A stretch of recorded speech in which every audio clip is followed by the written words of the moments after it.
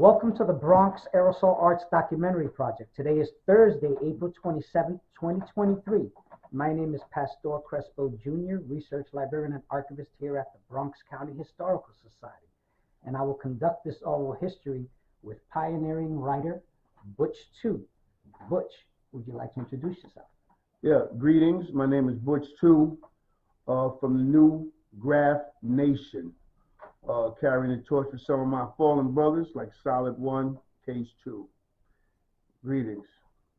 And today we have the distinct honor of documenting an oral history for TOPAZ1, a true pioneering writer and artist. Welcome, Topaz. Please introduce yourself. Thanks for having me. My name is TOPAZ1. Proud to be from the Bronx. Great, great. We like to start all our oral histories, asking about if you can please talk about your family history, background, and where your parents are from. My mother, she's from Spain. My father was from Georgia. They met in Harlem, and then we moved to the Bronx. So we grew up on, actually we started living on 1098 Union Avenue, was the first place we lived, which is still South Bronx, but then later on we moved to Hewitt Place, which is in the Fort Apache section of the South Bronx. Back then anyway, they called it Fort Apache. Right. Nice. Back then, do you remember at home the type of music your parents listened to that influenced you? Yeah, so in the early years, my mother listened to like Nancy Wilson and Otis Redding. But then, I'll tell you, in the 60s, James Brown became, basically James Brown and Aretha Franklin were the two big stars in our household, at least. Aretha Franklin, I don't know how many albums she had, but my mother had a whole list of Aretha Franklin, and James Brown. That was basically the two big ones. There was other music out there, like later on, we had Blue Magic, the Delphonics, because we grew up on love songs. We grew up in a romantic time.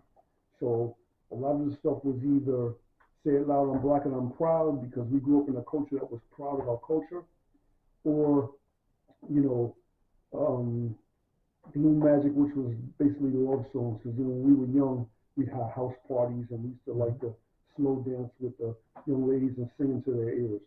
That was a big thing back then. Awesome. And so, wow, with a mother from Spain and a father from the South, can you tell us about any meals that you recall having, any of your favorite meals at home? Well, my favorite meal has always been rice and beans. But, it was everything from rice and beans to, soul food, which would be yams, potato salad, collard greens, that type of stuff. And, made a lot of pig's feet and pigtails, but I never ate that stuff. Chitlins, never ate it. But they made that kind of stuff. I didn't eat it. Okay. All right. You mentioned you were from Fort Apache over in the Hunts Point area. Could you talk to us and tell us about your earliest memories of growing up in the Hunts Point area? My earliest memory, I guess, was in Union Avenue. A guy, I remember being sleeping and being awakened by a guy coming, because my father was a super of the building. So one night I was sleeping, and I could see this guy climbing in my bedroom window. So he carried out the television. It was popular to take televisions back then. So he took out television, he climbed up the window, went back in, took the radio, went back out. Then, because my father was drunk, knocked out asleep, my mother woke up and caught him. He punched my mother in the face and knocked her out. Then he poured gasoline down and set our house on fire. So the next thing I remember was a fireman carrying me out. And looking at the firemen, and ever since then, I used to be in love with the New York Fire Department, because I remember my youngest memory is a fireman saving my life. Wow, that is an interesting story. Can you talk to us about, some of the earliest neighborhood games you remember playing as a kid? Oh man, we played handball, stickball, softball, slugs, ring olivia, Johnny on a pony, bunks. which was with basketball, and we played basketball. We didn't, you know, the thing about basketball is we made our own basketball court. There was actually a church on our street, and there was a window. So we broke off a chair, and we put it on top of this window, and that was our court. We played there every day. So we played basketball, we played kick the can, Johnny on a pony, and then, you know, when we went to day camp, we played wiffle ball and different things that the day camp offered. Because as kids, we played Skelsies. I mean, we didn't have internet or anything back then, so everything was about the street games. With the girls, we played run, catch, and kiss. You know, you chase the girl, and if you catch her, then you can kiss her. But, you know, the girl, she always made sure you didn't catch her if she didn't want to kiss you. So it was a fixed game. Right. Got it. And wow, you know, you spoke about the story of your home burning down. Did you end up moving to a new neighborhood after that? Not a new neighborhood. You know, after we left, because our house burned on Union Avenue, so the family was split up because we didn't have any place to go. So my family was split up. Me, my older brother Ernie, and my older sister, we went down to our father's relatives in Georgia. Unfortunately, in Georgia, they still had Jim Crow laws, which we didn't know anything about, that being from the Bronx. So my brother went into an all-white store, not knowing that it was an all-white store, just trying to buy some bubble gum. The guy refused to serve him because he was black. And like I said, we didn't know any better. So my brother got pissed off and went outside and flagged down a police car to tell him that the guy wouldn't serve him. So the police, you know, told my brother to get the hell out the neighborhood. So we didn't understand until we went back to my aunt's house, who told us, listen, you can't do that. You have to leave town because they're gonna come after you. So we got chased out of Georgia in the middle of the night and wound up back in the South Bronx. My father went to jail for killing the guy that set our house on fire. Okay, so going back to the Bronx in Georgia, and my mother had a boyfriend named Mr. Paul. My father was in prison. So he got into a beef with a guy, stabbed him, knife went through the ground because, you know, back then in New York, the summertime was really hot and the ground got soft. The street was really soft. So the knife stuck in his body. He went to jail. So basically it was just me, my brother, my two sisters, and my mom, who moved into an apartment that wasn't all ours. Because back then you couldn't afford it. Well, I say we couldn't afford it. I'm sure people could, but we couldn't afford our own place. So generally the tenements in the Bronx, you could be 15 people in an apartment. So for us, it was our family and another family that lived in that apartment. And back then, you know, it was like when you got a telephone, it was like shared through more people in the building. You didn't have your own telephone. Mm-hmm. Like we had a phone, but we shared the phone with the people upstairs and the people downstairs. So if the phone rang and you answer it, it could be for your upstairs neighbor. That's just the way things were in the Bronx back then. So that's how it was when we first moved to the Bronx. And my first memory really was 63 when President Kennedy got assassinated. I remember watching the television and seeing President Kennedy get assassinated. And that was really a sad thing, at least for us in the Bronx during those days. Right. Now, you know, we spoke about your house burning down, but you lived through the era, you know, unfortunately, that's referred to as the burning Bronx. Can you describe life in the Bronx in the late 60s and early 70s? Did you witness any of that? Well, before we get to the burning, let me talk about the hippie movement, because a lot of people don't talk about the hippie movement, but we were influenced by the hippie movement. Now, think about this. First of all, one of the cultures of the hippie movement was a name change. They would become hippies and they would change their name to like Moonchild or some cool name, and they would drive these Volkswagen buses and write their names on the buses and draw art on the buses. They played music and they were like free love, smoke weed, everybody loved everybody, and they were protesting against the war, make love, not war. So I cannot go on without saying that the hippie movement definitely influenced us in terms of their writing their names on the buses and changing their names. because we also had that in the Black Power movement, which was also going on. But the hippie movement was, like I said, when you had the civil rights movement, which was a violent movement, at the same time you had the hippie movement, which was a peaceful movement. So we had both flavors going on at the same time, which also influenced us. Like I said, I think the hippie movement was what really influenced us toward the love songs. Because we had guys like James Brown who came out with a song in the 60s called Say It Loud, I'm Black and I'm Proud. So that kind of gave us, because there wasn't a lot of black artists, or really I attribute all of it to, a lot of it to, Don Cornelius and Soul Train, who in the late 60s came out with Soul Train, where we got to actually watch, because there wasn't a lot of black people on television anyway. First of all, television only had 3 channels, so there wasn't a lot to watch. But when Soul Train came out, it kind of gave us something to identify with in terms of people of color on TV and with the music and the dancing.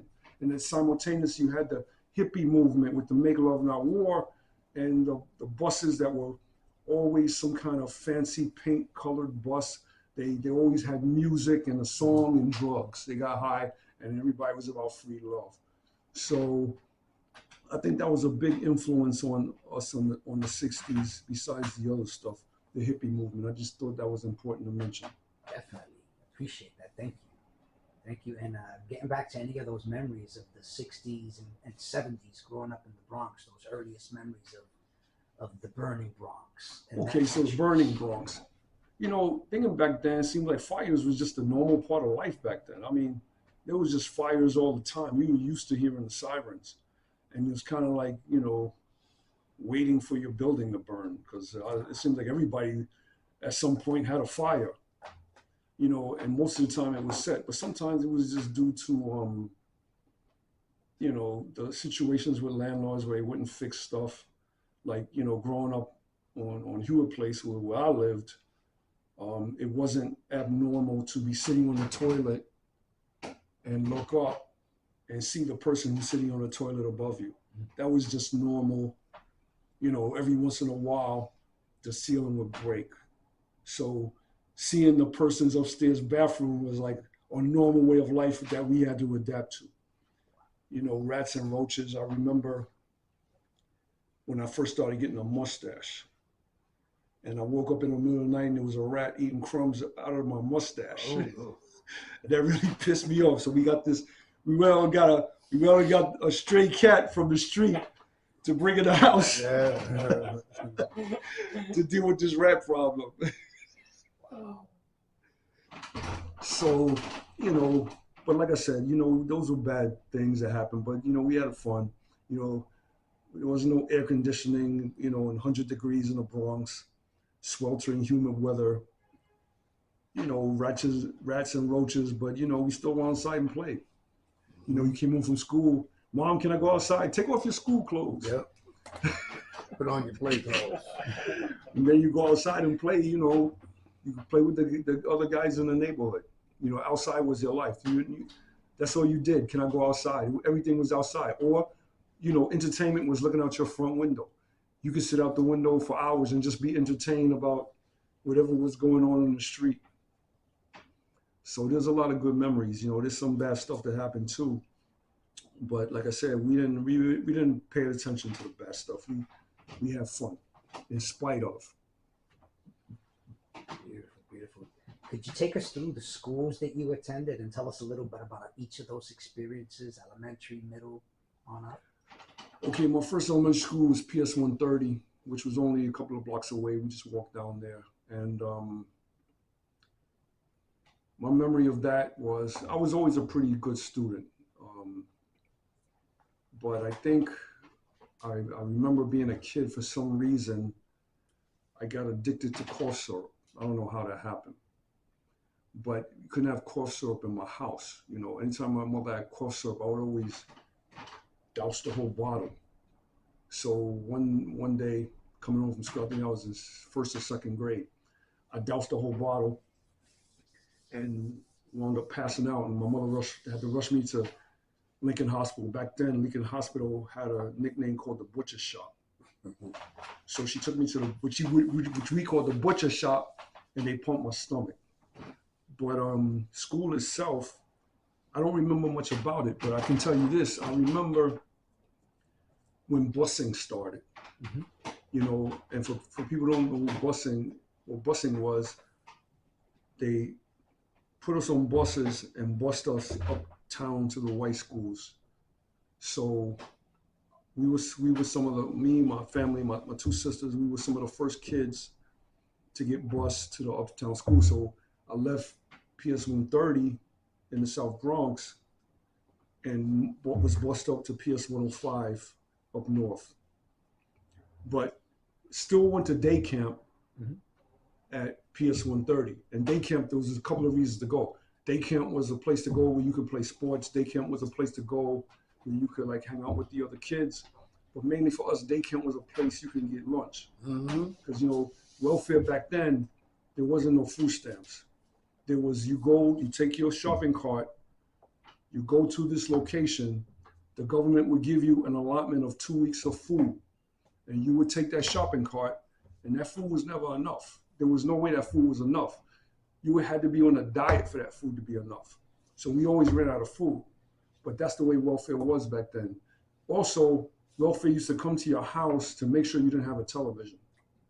You couldn't have a television if you couldn't have a man living in your house. So that's why a lot of women were single and wouldn't allow men to live with them, because welfare didn't allow a man. You couldn't have a telephone.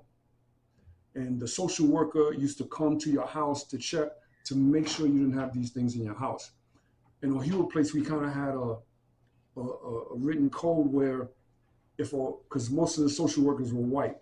So if a white person came in the block, everybody would yell, welfare, welfare, and everybody would start hiding their televisions because they didn't know who they were going to visit. So people would start hiding their televisions because if they caught you with TV, you got cut off.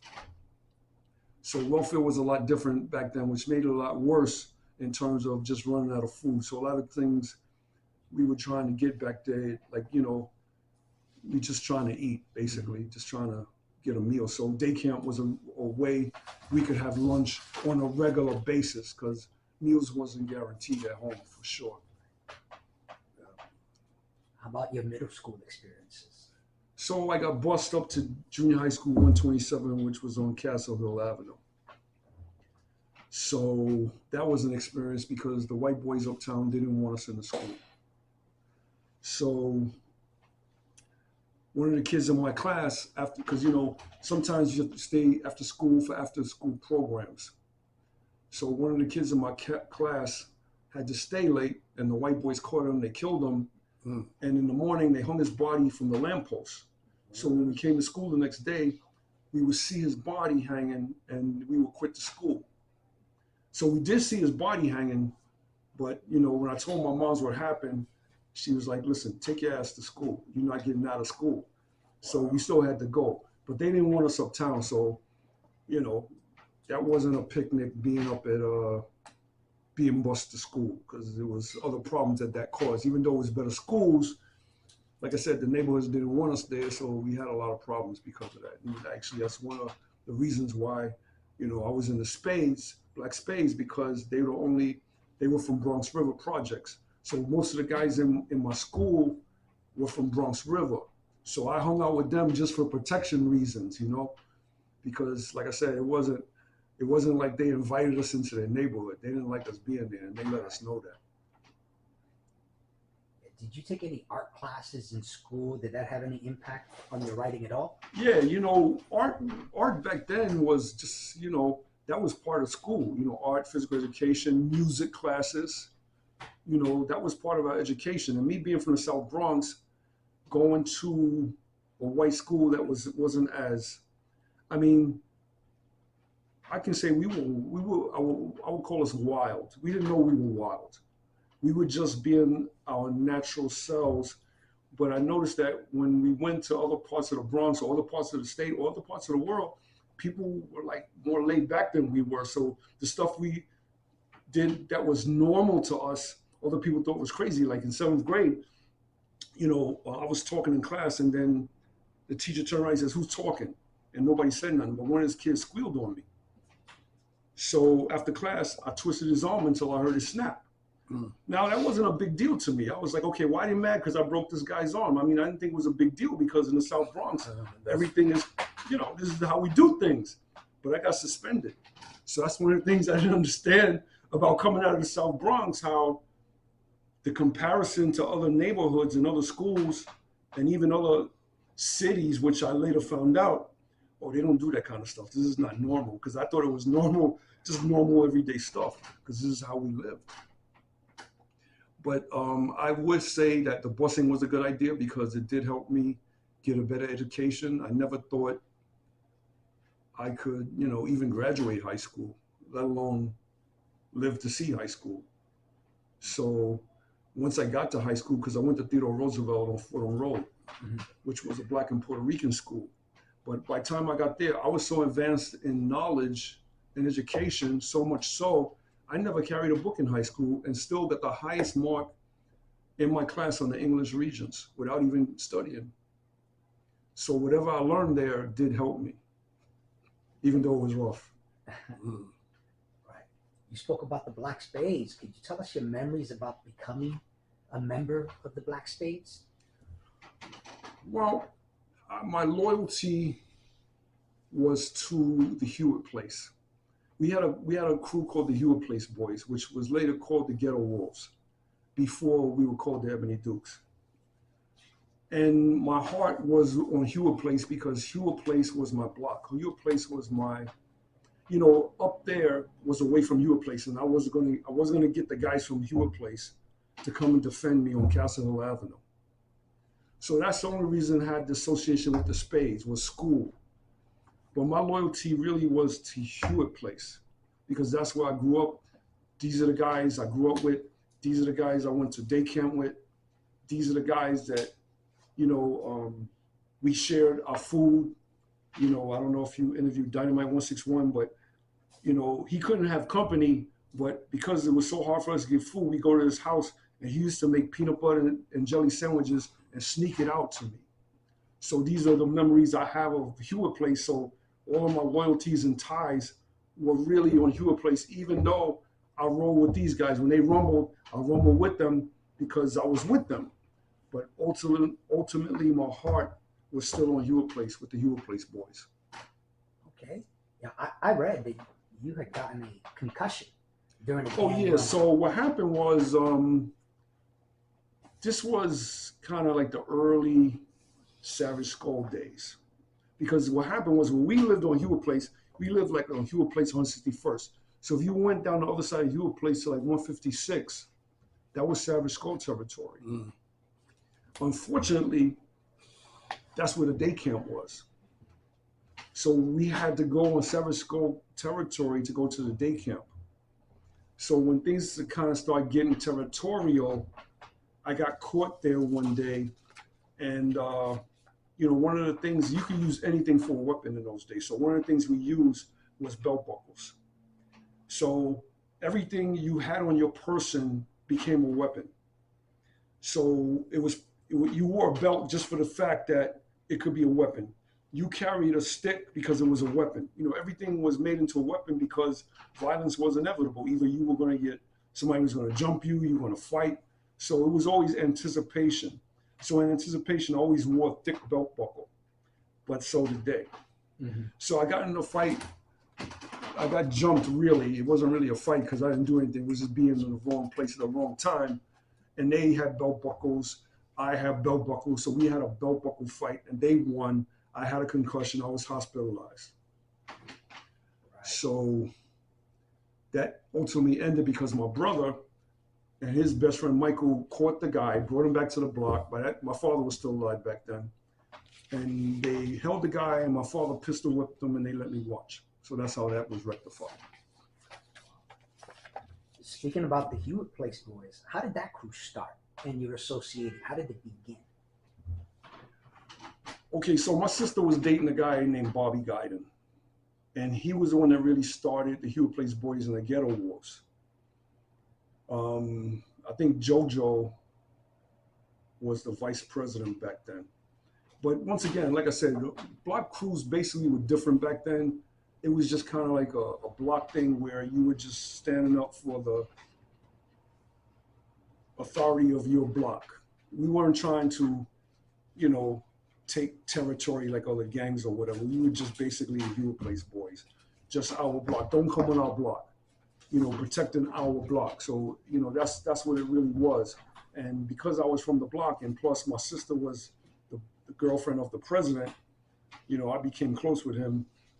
And he's actually the first one that taught me, started teaching me about hand fighting or boxing. She was street fighting. I mean, probably today, nobody ever heard of street fighting.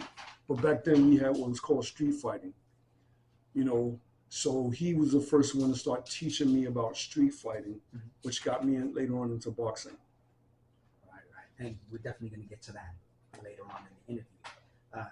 Can you tell us about the beef your crew had with the Jackson Avenue Project Boys? Yeah. I think the guy's name was Percy. I think the guy's name was Percy, and JoJo, our vice president, had a beef with this guy. So we were supposed to have this rumble, and ultimately it was settled. Like a lot of beefs were settled, just those two fighting. What if countries would do that? You know, get Biden in a fight against Putin or whatever, instead of bringing the country into it. But that's how a lot of things got settled, and that's how that beef got settled. It got settled with a one-on-one fight, because we weren't kind of anticipating. And like I was saying earlier, I said, you know, a lot of things that we would call ourselves rumbling over was stupid, you know, just dumb stuff that really, it shouldn't have never been a beef, but whatever. Right. Ultimately, you know, the block crew broke up, and you know, it turned into something different called the Ebony Dukes. All right. And that's the next question. How'd you become one of the original 7 members of the Ebony Dukes? Well, my memory is this, because, you know, like I said, we had a lot of street games that we played, and I don't know if we were playing ring-a-levy or basketball, but, you know, we were always together. So I remember one day we were outside. It was myself, Staff 161, his brother All Jive 161, Dynamite 161, and King Cool 156. And we were just, no, not King Cool 156. Me, Staff, Adam, Paul, and Danny. Okay, I remember better names than street names. And Ed said, you know, we're gonna have our own crew, you know, because we were looking up at the trains and, you know, kind of saying, because at first we were amazed at Subway, because, you know, we used to write on walls, especially the church. We had a church on our block where we practiced our graffiti on. It was just a nice clean wall. Well, it wasn't clean anymore, because that's basically where we practice and develop our graffiti skill, on the church across the street, which was also our basketball court. So we stood there and looked up at the trains, and we saw what we thought was amazing, because this one name used to go across the train every day, Super Cool 223. Every day you see this Super Cool 23.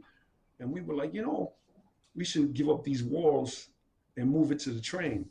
But it wasn't just a thing of moving it to the train. It was like Ed wanted to organize and have a crew, because, you know, we were all in gangs. So we kind of like kept that idea of gang, but we didn't want to do the violence and the rumbles that gangs were doing. We wanted to be a gang that went out and conquered the New York City mass transit system worldwide. That was our vision. Like, we gotta be all world, and we gotta be all over the place, and that's what we tried to do. And I was like, yeah, it sounds like a good idea. And I really was more into fighting, because I still like to fight. So I wasn't that into writing, but like I said, the people I hung with, Adam and Ed and Danny, they were really into writing. So I was like, I wanted to be with them, so I followed them. So that's what we did. I still continue to box, but, you know, I followed them on the trains. And Ed taught me how to do my first piece. On going from 180th Street, we went down the tracks into the 180th Street yard, and that's where he taught me how to do it. I did my first piece, and he said, I don't like that. He crossed it out and made me do it right.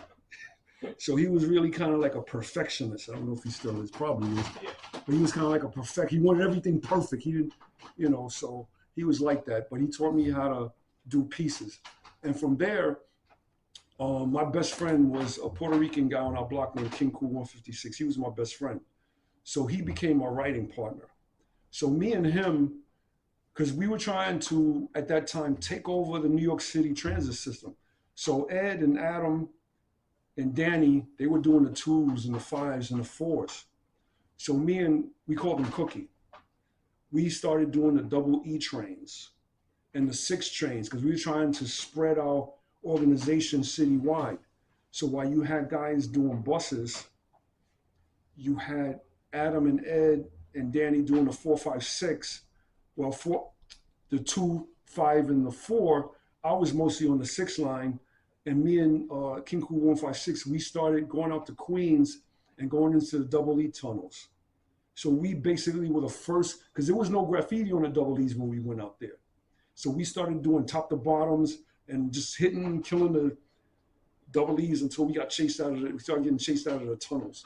Then we went back to the Bronx. Wow. And at this point, Butch 2, a pioneer of graffiti, is going to take over some graffiti questions to his colleague and counterpart. Let's talk some graph for a little while. Do you remember when you first saw writing and where it was at? Well, the first writing we saw was, like I said, gangs in our neighborhood, just writing their gang names on walls. You know, Savage Skulls used to write Savage Skulls, Ghetto Brothers, you know, Savage Nomads, Roman Kings, Black Spades. Everybody was marking their territory. Right. But like I said, for me personally, my first writing that influenced me was the hippie buses, because the buses were multicolored and they had big peace signs in multicolors on the van, and they would have their name on the van. So that's the thing that influenced me most, seeing these hippies with these weird names on these buses going by, you know, and I was like, wow, that's so cool. So that was kind of like the thing that got me kind of fantasizing about having a bus with my name on it. Yeah. But you know, in the streets, and then you know, you start seeing guys like Tacky 183, where his name was everywhere. Yeah. And I could never understand that, why this guy's name was and when I say everywhere, I mean everywhere you went, Tacky 183's name was on the street. I'm like, what is this? Does this guy just drive around all day? Because that's the thing that kind of amazed me about this guy, Tacky 183. His name was everywhere I went. Tacky 183, Tacky 183, Tacky 183. And I was like, this guy, man, he must not get any sleep writing his name, because everywhere, mailboxes, you name it, his name is there. So I was saying, from the street perspective, Tacky 183 was like, you know, he was a big deal to me. What did you use to write your first tag? I guess the first thing I could say I used was shoe polish. You know, we used to get shoe polish, and it was really drippy though. But you know, we didn't have money. So a lot of guys used to either steal what was called a pilot marker, or use just a easy little marker or something. But I think when I first started writing, I used shoe polish because we had that available in the house. So you just took the shoe polish and have it come with a little brush, and you just write your name. And it was leaking, but at least your name was up there. You know, you could recognize it. So my first experience with writing was shoe polish. And where was that at? That was on the 6 train, because I went to school in Castle Hill, so we took the 6 train. Right. So I wrote my name every day on the train on the way going to school. How did you get the name Topaz? TOPAZ1. TOPAZ1. Okay, so originally I was going to call myself LW, because they called me Dub. And the reason why they called me Dub was because my father, they used to call him LW. And short for LW was Dub. But I used to hang out with Edward's brother a lot, Adam. And Adam chose the name AJ. So because his name was AJ, I would say, okay, I'm going to be LW. Since he's AJ, I'll just use my initials too. Okay. And Ed, being the perfectionist he is, he said, no, I don't like that.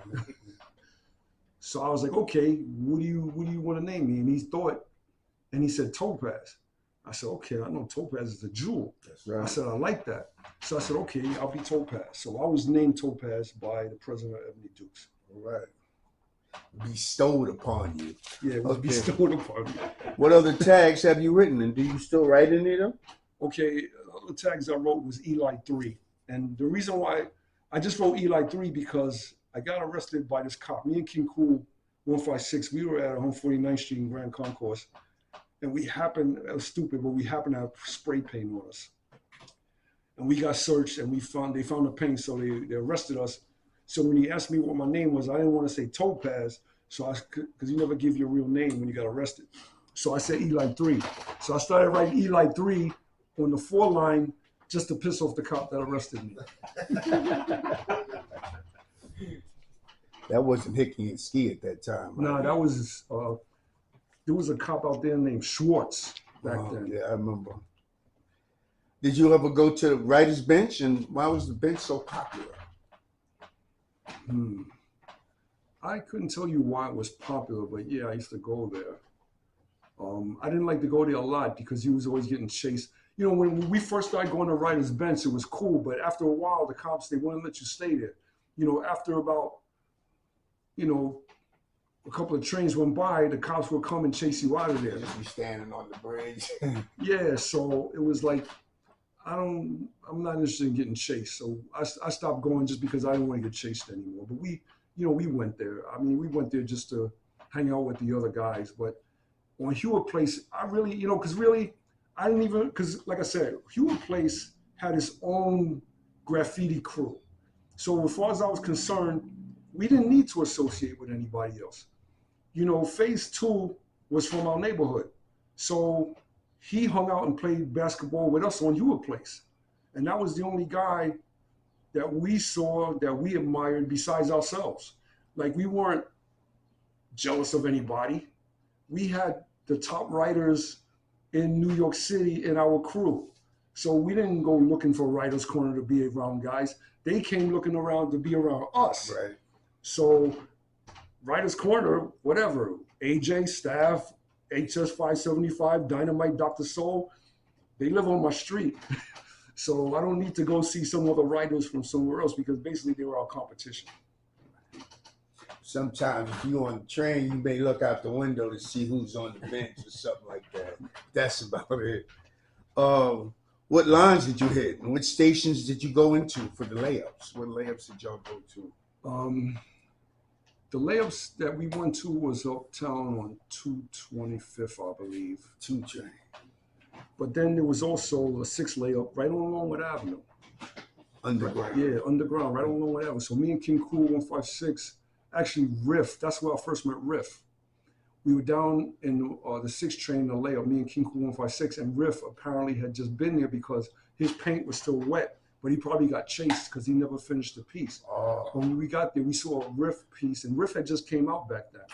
But Riff, you know, when he came out, he already had a nice style. Like most of us started out with really sloppy stuff, and we kind of got neat. Right, you got better over time. But it seemed like when Riff came out, he had already got his style to a place where he was already neat. And it was kind of like annoying to see somebody write that was so good at it, but new. Right. But yeah, you know, so that was one place. And then me and Ed used to go out to New Lots Yard. We got chased, I think, by the Tomahawks out there at New Lots Yard. That started happening. Gangs were coming after writers. Yeah, exactly. So we stopped going out to New Lots Yard and then started hitting more layups again. Other than the Tomahawks, you have any other amazing chase scenes? Any police come out of nowhere? Oh, yeah. I'm chased by my moms, you know. Me and King Cool, we went to we were going on a bombing raid, and I got 35 cans of paint. Wow. Which we had planned. Yeah, we planned to go out and do some damage. And I had all the paint under my bed. But you know, having that much paint, you can't just hide it, you know, so you had to look at it. Yeah. So I had it out, and I was counting, I was looking at my different colors. And my mother came in the room. Oh. And I got chased. So that's the only chase I was really scared of, because getting chased by cops didn't bother me as much as my mother chased That was me. fun, actually. Yeah, As long as you get away. as long as you get away. Right. But my mom's chasing me about the spray paint and throwing out all the spray paint, because it took us a long time to steal that paint. And she threw it all away, and that was heartbreaking for me. Yeah. You come home and it's empty. You be like, Because it takes a lot to get paint. Because you didn't have money. I mean, I heard of some guys bought paint. I never heard of buying spray paint. me either. But you had guys that bought paint. Yeah. Today, but, we stole paint, and it wasn't easy to steal paint. You had to be good, and you had to make sure you got away with it, because you didn't want to get busted stealing paint. Because you had to sneak on the train with the stolen paint, right. get to the layup, and do what you got to do with stolen paint all the time. It's a whole mission. Exactly. So, it wasn't. It was just my mom taking my paint was like very deflating for me, because it took us a long time to get 35 cans. Do you remember some of the places you used to go to get paint? Did you ever go out to Queens? Yeah, we went out to Martin's in Queens. We went out to there was a couple of stores. Genovese Drugs. Genovese Drugs. We went to Parkchester. I think there was another Martin's, in Parkchester. There was a lot of stores, but then they would get hot after a while, because after a bunch of guys started stealing, they would get hip to it. So Ed, I think he invented it. I don't know, but we did this thing called Bogart. We called it Bogart. Yeah, we would go to the store, and instead of trying to shoplift, we would just go in and act like we were looking around, and then Ed would yell Bogart. So then because we would have shopping bags with us. So we would take the bags and stuff it with the paint and just get out of there before the guy called the cops. Right. And what about the fat tops? Did y'all have to get fat tops? Yeah, so and that's another thing. The tops, I think we used to steal them off of Jiffy Farm. I don't know where we got the fat tops, but I know it was used to get them off the other product, because I know today they actually can buy caps. Yeah, I know. But that's not how we did it. There were certain types of spray foams that you could go in the store. You didn't take it. You just took the top off. Right. You took the top, you put the top back on, and you walked out with the cap. Right. And that's how we got our fat caps back then. Jif foam, Niagara. Yeah, spray starch and all that. Yeah, exactly. All right, do you recall, did you remember writing on the 3rd Avenue L? Yeah, so we used to go in day camp almost every week. At least once a week, we went to Katona Pool. Right. So Katona Pool was a hangout for us. So because we rode the train, like I said, wherever we went, we just wrote our names, kind of to say we were there. Like, Kilroy was here or something like that. Mm-hmm. So the 3rd Avenue L was something that we took to go swimming almost every week. So it's just something that we wrote on because, it was available. We never, because, you think about it back then, who knew they were going to tear the 3rd Avenue L down? Right. So you didn't know it was going to become history because you just think it's always going to be there. I remember before they even took the tracks up, because, 3rd Avenue always had the tracks from where the 3rd Avenue L was. And then after a while, you didn't even see the tracks anymore. And the people today don't even know it existed. That's right. So it was like a memory that you can't really relive because those trains were like older than the other trains. Those trains were really noisy and the doors were huge. They opened and closed, they were huge. And the seats, I think, were still made of straw. So, yeah, we used to ride on the 3rd Avenue L. All right, well, talk to us about getting in and out of your most challenging or dangerous tunnels or yards. Okay, now I'm going to have to say New Lots Yard because I think there was like a big wall, if I remember correctly. I've never been there. So once you got in, if you had to get out quickly, you had to jump down this wall, and the wall wasn't just like a small jump. So there's a chance you could break your leg coming out of that wall. Right. So me and Ed was in that yard one night, because it's a long ride from the Bronx. Mm-hmm. So we rode all the way out there to hit the yard, and then we heard somebody yell, "Charlie Stompers!" And we were like, okay, we got to get out of here. So we had to jump down that wall. And I'm like, man, I hope I don't break my leg. So we jumped down the wall. I didn't break my leg. I was okay. Then we got to the train station to hop on the train, and there's a cop at the station. So we had to pull one of these numbers where you have to climb on top of the station, wait for the train, And then get on on top of the train to get home. Because you don't got money, so you just improvise and did what you had to do. But it was an adventure. Yeah. Y'all made it out of there. We made it out of there though. All right.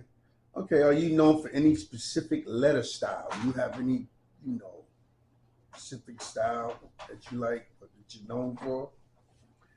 Well, I think the way I make my T's with that S, that was always the thing that I kind of like started making T's with, because I wanted to be different. Like guys had styles. I didn't have the style because I was always impressed with guys like Stay High 149. He had this reefer smoking character. The stick man. Stick man. And I wasn't that creative. Staff had his arrow going through his 2 F's. Yeah. All Jive had his, because he was left-handed. AJ's left-handed. So the way thing with the A.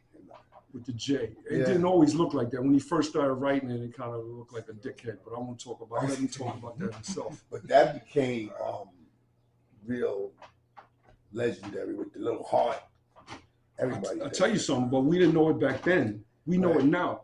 But I'm just saying, I wasn't as creative as they were in terms of my own, but I wanted to have my own signature. Right. So I started doing this T with like a S style T. And that was kind of like my signature. The only thing I had was that kind of S on my T, because nobody else had that. I didn't want to copy anybody else, but at the same time, I wanted my own identity. So I kind of had this S on my T. Right. And that was really it. I made my Z's kind of crazy, but I think it was the S on my T that I really kind of like. When people recognize my work from a long time ago, they see that S on the T, they're like, okay, that's Topaz. Okay. All right. Well, walk us through your process of doing a piece. Do you plan it out? I do. Do you just wing it? Do you do it in a black book first, or do you get help from other people when you do your pieces? I quit writing in 1973. Wow. And the thing about it is, what people don't realize is, because they talk about 1973 as being the best year. But I'm just saying they talk about that. I'm not saying that's true. Right. But for me, when I started graffiti writing, just writing my name, there was no black books. There was no, some guys, like, I guess when they started really doing pieces, guys started doing the pieces in the books first. Mm-hmm. But when I was writing, pieces was just a new thing. Mm-hmm. So there wasn't no making it in a book first. It was just going out there and really just trying not to go to jail. That was the main thing about doing pieces. And basically what I learned, or I should say what Ed taught me, was he taught me how to do the outline. Because I see guys don't do outlines first anymore. But I was taught to do an outline. You outline your name first, and then you fill it in. Then you might put a different color to outline that. Right. And back then it was like, you put stars or circles or something, make some kind of design stripes, and maybe later on you could put a cloud around it, and it evolved and it got more and more complicated as time went on. But basically, I quit in the era when we were just doing the stars. Before it even all began. Yeah, before that all began. Because like I said, I was concentrating more on fighting, because I was always a fighter.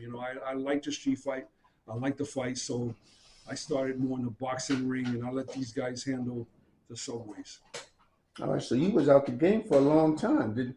Was it these guys that brought you back into the mix? Start drawing again? Well, painting, anything? Well, the thing about it was, I didn't know graffiti was a thing. I was in a computer class actually, and it was up in Buffalo. So the guy in the computer class was into the history of graffiti, and he started trying to school me about. He was teaching a class on the history of graffiti, and I'm in the class thinking, what is he talking about? You ready to get up? Yeah, so after class, I was like, yo, what are you talking about? And so he says, well, let me take you. So he showed me this website called Subway Outlaws with all these guys. Mm-hmm. I'm like, I know these guys. And he's like, oh, stop lying. I was like, whatever. He says, well, why don't you email him? So it was a guy named Gilbert Santiago.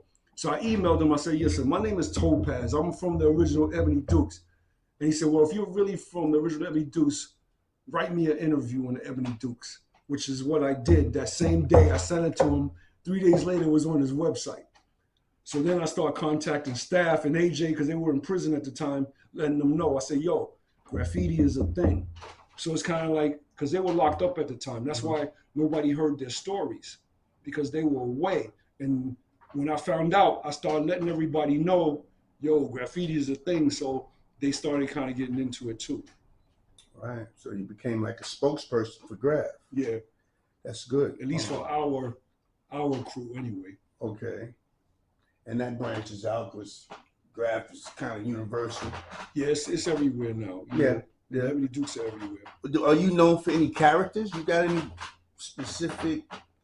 You mentioned Stay High Stickman. Do you have anything that's? You know, I had a character, and I did a character on the Double E's, but I couldn't say it was mine, because back then it was kind of like I don't know, I didn't call it my character, but it was kind of like everybody kind of knew how to do a face. It was like a face. Side view face. Yeah, right? with your name coming out of the mouth. Yeah. Oh, okay. So I started doing that, but I can't say I invented it. I mean, but you might have your own version. You might have a Kango on. No, I didn't have a Kango. I just had it had an afro. You know, I used to do a little afro and the face, just the face. And sometimes I tried to do a joint coming out of his mouth, you know, a lit joint. Yeah. But I can't say I owned it. I saw somebody else do it, so I copied it. That's cool. That it became like did you do it every time, like with your tag? Or? If I had time, if we wasn't getting chased and had time, I would add it on. Because the main thing for me, you wanted to get your name out there. Right. So you always did that outline first. And then once you filled it in and did everything, then you could start adding stuff on. Because like I said, you're always looking for conductors coming down the tracks or something, cop maybe, or or gang members don't want you there. When you used to go paint, was there any particular brands of paint that you like to use? Or? I think we started with Rust-Oleum. Rust-Oleum was really popular back then. But basically, it was get anything you can get. You know, whatever you can steal, get it. But if we found Rust-Oleum or Krylon, paints like that was kind of like the preference. Probably Rust-Oleum, because we didn't want to, you know, we wanted to preserve our work. We wanted to run for a while, because really, when it first started, they didn't wash trains. So your piece could run for a while. Right. It could run for years before, you know, somebody either rode over you, which didn't start happening until later. When it exploded, everybody's writing, going to the yard and whatnot. Where did you get your caps from? Just regular supermarket, probably. Probably Woolworths, because we had a Woolworths right there on Prospect Avenue and 162nd Street. So Woolworths was kind of a big store right in the neighborhood that you could probably just go in and get the caps without nobody noticing. Right. So probably. Well, if they see you, they don't know what you're doing because you're putting the can back. Yeah. And which the ghetto brother reminded me, we used to call it 5 and dime. Right. Before it was Woolworths. But Right. I remember Woolworths, but he said, no, it's 5 and dime. That's but he's true. a little older than me, a couple of years older. So. Who were your mentors in writing? I think I may know the answer, but who? Yeah, Staff was my only mentor. I didn't really have a mentor. You know, Staff, he was my only mentor in writing, but, you know, it was kind of like, we were, or like I said, we were already a crew. You didn't have to, I mean, for Staff to come out and say, oh, we're gonna have a writing crew called the Ebony Dukes. It was just a matter of saying yes, because we were already a crew, because we did everything together anyway. Yeah. So basically, what he was doing was putting a name to an already. Yeah. Because like I said, we played street games together, Ring Olivia, Kick the Can. We played basketball on that makeshift basketball court that was made of a chair every day. I mean, every day. Over at the church? At the church, in the window. Yeah. And on Sundays when they were having service, they used to come out and say, "Oh, could you guys please stop playing because we can't hear our service?" And we would say, "Yeah." And then went back inside, we would start playing again. You know, thinking back on it, they should have just built us a court because it was a brick wall. They should have built us a court because, you know, we were just kids. We didn't know no better. But that was our, the hangout was that court. That was our court. And we played serious games there, just like we would do on any other basketball court. But that was our little court. Home base, home base. Home base. What's your favorite piece? Tell us about your favorite piece that you did, maybe on a train carriage. Okay, so my favorite piece was a top to bottom I did on the double E's. Me and Kinku 156. I did a top to bottom whole car, Topaz EXP Express. I remember. Yeah, so everybody started doing Express at the end of their name. So, because we had enough time, because, you know, to do a top to bottom, because unlike a lot of guys, I had a strict mom. So to get out that late, to be on the layup that late, I couldn't do it. So I had to go on the weekends. And a lot of times you're trying to do a top to bottom on the weekends during, you know, daytime hours. You're not going to have as much time. So trying to finish a top to bottom whole car, and I had this green paint, and I just finished the Topaz EXP whole car, and now I'm outlining it in white paint. And then I put some white tiger stripes through it. And then I'm just sitting there looking at it, and the conductor started coming down the tracks. So we went through we climbed through this ladder and came out through the street in a grate in the street. But I was sitting you was there. in the tunnel? Yeah, in the tunnel. I remember you get up, you come out the emergency shit. Exactly. The yellow door. Exactly. So, but I was standing there. I remember standing there looking at that piece, and I think that was my best piece. And there's a guy in Brooklyn that has a picture of it, but, you know, he's not giving it up. Sometimes you find it online. All right, what does the word graffiti mean to you? I don't know what graffiti means because we didn't call ourselves graffitis. We call ourselves writers. Okay. I mean, I never remember ever addressing another writer as a graffiti artist. I know they called us graffiti, but we call ourselves writers. So I never took on that identity as a graffiti artist. To this day, if you ask me about my history, I'll say I was a writer. Because to us, writing meant something. We weren't just, well, in our own minds, we weren't just destroying the system.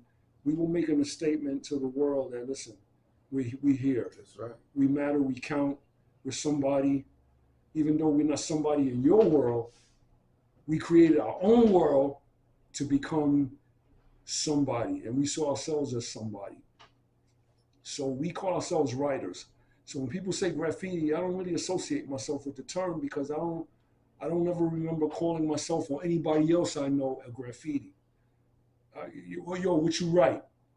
And they say, yo, I write riff Right. 170. Right. Well, I write phase 2, I write whatever, but I never heard anybody say, yo, you a graffiti artist?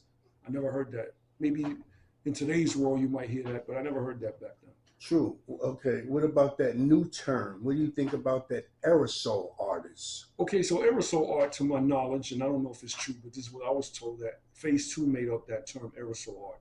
Pretty much. So, you know, to us, phase 2 was just somebody from the neighborhood. Now, they have him as an iconograph, and I get it. But to us, he's just a guy from the neighborhood. So he was always just a guy I'd go up his house and smoke weed with. You know, he was like a brother.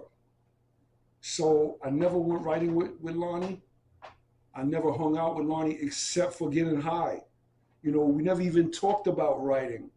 We just smoked weed together because that was our relationship.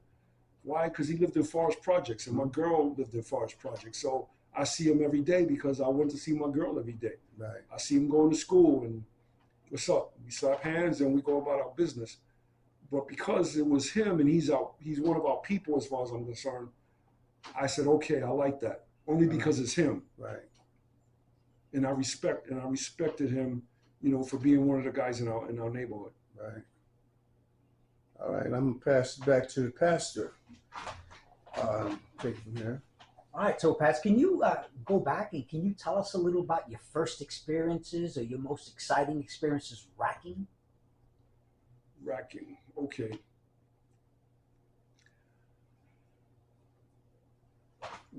Okay, racking, I can't say I started out racking. I would say started out just happy to get one can.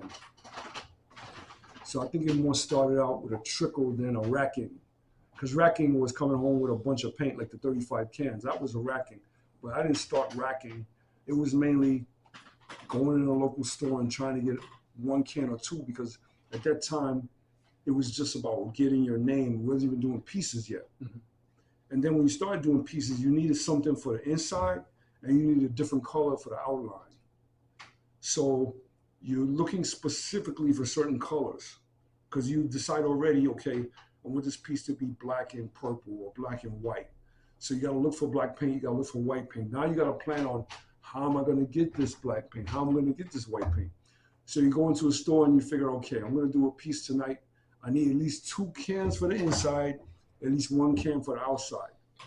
So you started out, or at least I started out small time, because you always tried to wear a big coat. And what you used to do was put it down your sleeve. That was the big thing, at least for that I learned. Take the can, you walk in the store, you got your coat open already, you put it in your sleeve, and it's in your arm, nobody can see it. And that's how, or you wore a jacket that had a lining that you could put it inside the lining of your jacket. Right. And like I said, you were just glad to get 1 can. But if you went in and out of the store too many times, the owner got suspicious. Right. So we didn't try to rack it first. But like I said, when we started coming to the place where we were bogarting paint, then all bets were off. You just took as much as you wanted. So that was the racking that we came to later. But I didn't start out that way. It started out with kind of like 1 can, 2 cans, what you can get. But then later on, we got a little more bolder with it. We started getting more bolder with it later on. When we got into it and used to it. Then it became fun. It became a whole system. Okay, I got to get paint because we're going hitting Friday night.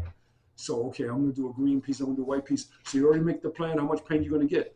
So you might have to get on a train, go all the way out to Queens to Martin's Paint to rack up, and then get back to the Bronx with all the paint, hop on the train with the paint to make it to the layup or the tunnel, wherever you're going. And like I said, it's a whole process of before you even get your name out there. Looking at you, you're looking good, Topaz. Can you tell us about any b-boy gear that you wore growing up? Anything significant that spoke to you? I don't know if you call it b-boy gear or not, but the big thing for us was Delancey Street. We were in, because after the gang colors and everything, we started wearing tailor-made pants. And we would go to Delancey Street and get our pants made. You could go down there and he would measure you. We go to the Jews. Mm-hmm. And he would measure you and he asked you what kind of style you want. So I want a bunny here, I want a flap here. And they would make the pants specifically to your liking. And you either we have maxi coats and midi coats. So you wanted everything to match, and you had double knit sweaters. So we had gear because we like to look good. Mm-hmm. I can say we like to look good. I'm not going to say everybody, but I know after wearing gang colors and all of that, we got to a place where we wanted to dress nice. So Delancey Street was a big place for us. The hats, coats, everything. You got some money, you went down to D Street. Can you please talk to us about your decision to join the military? Okay, so back when you were placed, they used to have this Sunday, the older guys in the neighborhood, they had this thing called Sunday afternoon fights. So what happened was a lot of guys used to go into the building. We had a guy on the 161st Street, his name was Wesley, and he used to sponsor these fights. and they used to bet on guys. So I used to go make money fighting in the building on Sunday, challenging whoever came. And I guess that was kind of like when the time I kind of transitioned, because I was always kind of, like I said, I didn't want to fight at first, but then people kept pushing me to fight, pushing to fight. So I just became normal, fighting became a normal part of my life. So it just kind of brought the violence out of me, where I was just a violent person back then. I became violent. I wasn't violent at first. At first I didn't want to fight. But after getting into so many fights and so many people antagonizing me to fight, I just became violent, and now I wanted to fight. So I started out with the fights, and ultimately I was challenged. Well, if you're such a tough guy, why don't you get in the boxing ring and challenge yourself to see if you're really as good as you think you are? So I thought, that sounds reasonable to me. So I first went to college. I went up to Brockport State, and I joined their boxing team. So I was boxing in college, but I guess the problem was trying to take care of myself and go to college at the same time, because I'm still broke. You know, I didn't have anybody helping me in college. So trying to box, work full time, and go to college full time wasn't that simple. So I thought to myself, well, I knew my own skill sets and capabilities. I knew I was very talented as a fighter. So I knew that if I joined the military, there was no way they were going to make me wear a uniform, because I was too good with my hands. I knew that. So I was like, okay, if I join the military, I'll get on their boxing team and I'll just fight. I'll box. And I did. I joined the military. It's the day I got out of basic training. As soon as I graduated basic training in AIT, I went straight to the gym. I tried out for the boxing team. They put me with the toughest guy in the gym. I knocked him out in the first round. And from then on, I was the captain of the boxing team. And I never saw a uniform after that. So part of my reason for joining the military is because I knew I could box, because I wanted to fight. And even if I didn't fight, I knew I could still be doing something I liked, which I liked the violence back then. I used to like the violence. So I said, okay, even if I don't box, I can always go to war and I'll still have fun. Because like I said, the neighborhood we grew up in, that's all we did was violence. So I was like, okay, I can be getting paid for violence. So a lot of reason why I joined the military is because I enjoyed the violence back then. I was addicted to the violence. So I said, I'm either going to box or I'm going to go overseas and fight. Because back then, we had hostages in Iran. And I thought I wanted to go to Iran and fight. Right. So a lot of reason for me joining the military, I just wanted to fight. Got it. Now, you said AIT, which is Advanced Initial Training, where you get your military occupational specialty. Exactly. What was your MOS? So my MOS was 16 Echo, which is Air Defense Artillery. I think it's a different type of missile system they make now, but that back then it was called Hawkfire Control Missiles, which my job basically was it was looking at a screen and seeing aircraft miles away and shooting them down from miles away. So it was like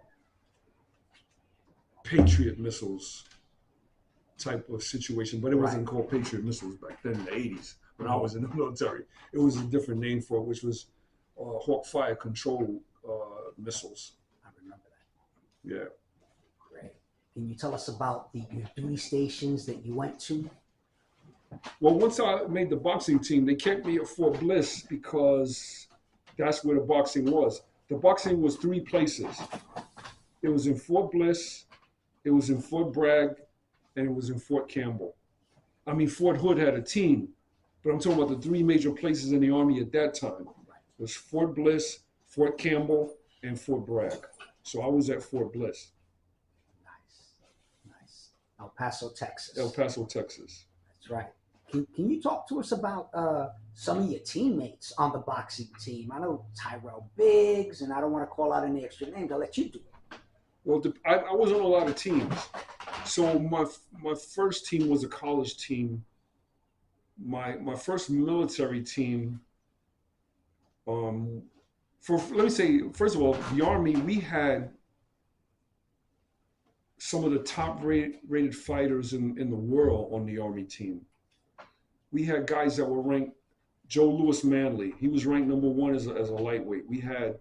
Um, we had a lot of guys. There was a guy in Fort Campbell, Kentucky. I can't remember his name, but he was ranked #4 as a middleweight in the country. I was ranked #6 as a light heavyweight in the country. That was the military team. Mm-hmm. So I won the Golden Gloves. I won the regionals. So I qualified to fight in the nationals, is which I started meeting all the big names. Okay, so in the nationals, I fought the California State Golden Glove champ. I knocked him out in the first round. So that got me to the next level where I fought the guy that was ranked #1 in the country at the time. And I lost to him, but it was a close fight. I knocked him down the first round. He knocked me down the third round, but he got the decision. So, but they, were impressed with me. So I got elected for the team because you can't get on the team. They got to pick you for the team. So I got selected. Now, being in the military, and you understand this because you're in the military, they wrote me TDY orders, allowing me to travel with whatever team I made. So I was on a couple of teams. I was on a regional team. They let me travel with the regional team. I was on the United States team. They let me travel with the United States team. That's one of the benefits of being in the military and on the boxing team at the same time. They just write you TDY. They didn't give me per diem pay. So you had your per diem pay, you got your TDY pay, and I got to travel all over the world. On one trip, the first trip I made with the United States team, we went to England first, and then from England, we went to Germany. From Germany, we went to Poland. From Poland, we went to Switzerland, then back to New York, then back to Texas. Wow. And Terrell Biggs was my roommate at the time. They called him Silly Philly, and Carl the Truth Williams. I don't know if you heard of him. Mm-hmm. He was with you, me, him, and Terrell. Those were my hangout partners at Olympic camp. And this was before Tyson. Actually, when I left the team, Evander Holyfield took my place. When Terrell left the team, Mike Tyson took his place. So they were a generation after us. But the team before us, what happened was, and I don't know if you remember this, but there was a team that was before us. The entire team got killed in a plane crash going to Poland. The plane crashed into a wall. This is 1979. The plane crashed into a wall, killed the whole team. That's why we were selected for a new team, because the whole team was wiped out. So we were actually the first team to go to Poland after the team got killed. Can you talk to us about any titles that you held and you won in the military? In boxing, you mean? In boxing, yes, sir. Okay, so I was the 1977 All-College Light Heavyweight Champion, the 1980 Fort Bliss Invitational Light Heavyweight Champion, the 1981 Board Association Light Heavyweight Champion, the 1981 Region 14 Light Heavyweight Champion, the 1981 Silver International Games Silver Medalist. I won a bronze medal in Poland. And I know there's something I'm forgetting. There's something else. I just can't. I know there's something else. I know I'm missing something, but that's basically it. Okay. All right. Do you mind telling us what military awards and ranks that you achieved? Okay, so I achieved a lot of ranks in the military, but I wasn't a good soldier. And what I mean by that is I got in trouble a lot. I wasn't what you would call a ragbag because I was one of the best trained soldiers you can find. In fact, I led the battery run. Whenever you had a run, I always carried the flag because they knew I would never get tired. Right. But my problem was getting girls caught in the barracks. That's how I used to get Article 15s. You know what that is. Right. Because I was a womanizer. I love women. So, you know, you're not supposed to have women in your barracks. And I had women in my barracks every day. I didn't get caught every day, but you know, being in the military, you know what a CQ is. Yes, sir. So the CQ comes around at night and checks the doors of the barracks to make sure just to make sure everything's copacetic. And your door's supposed to be locked. But for some reason, I just forget to lock the door. So every time I got an Article 15, because you know they take your pay and they take your rank, but they couldn't do anything else to me because I was special duty boxing team.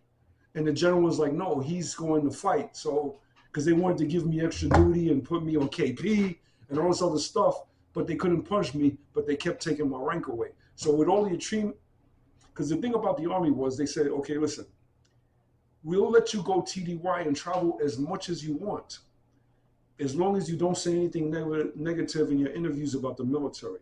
That's the only thing they made sure about me, and I agreed to that. So anytime they interview me for a newspaper or in television, which happened a lot, I always spoke good about the military.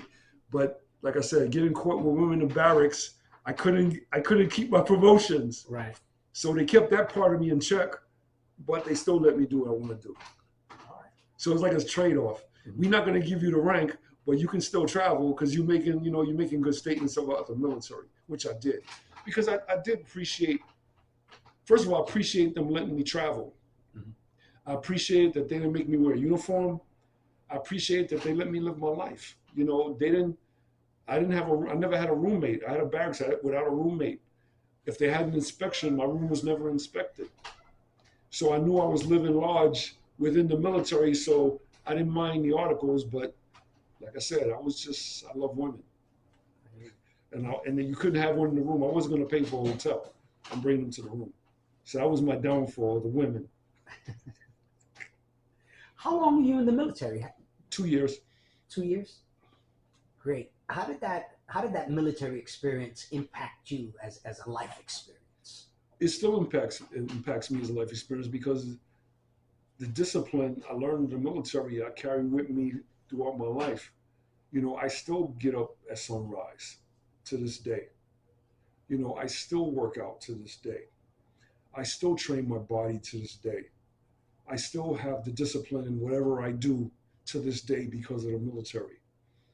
So I'm very grateful that I did join the military because without the military, because before the military, I was a good fighter, but it takes discipline to win.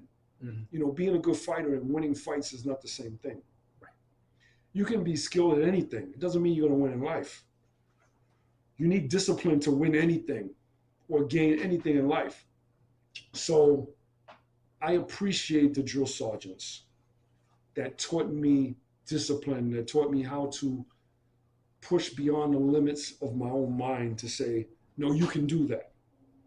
And I installed that in my own kids. Well, my kids they're the same way. When they put their mind to something, they get it done. Mm-hmm. And I blame the military for that in my life to where to this day, if I put my mind to something, it's going to be done. I don't care how long it takes, how hard it is to do.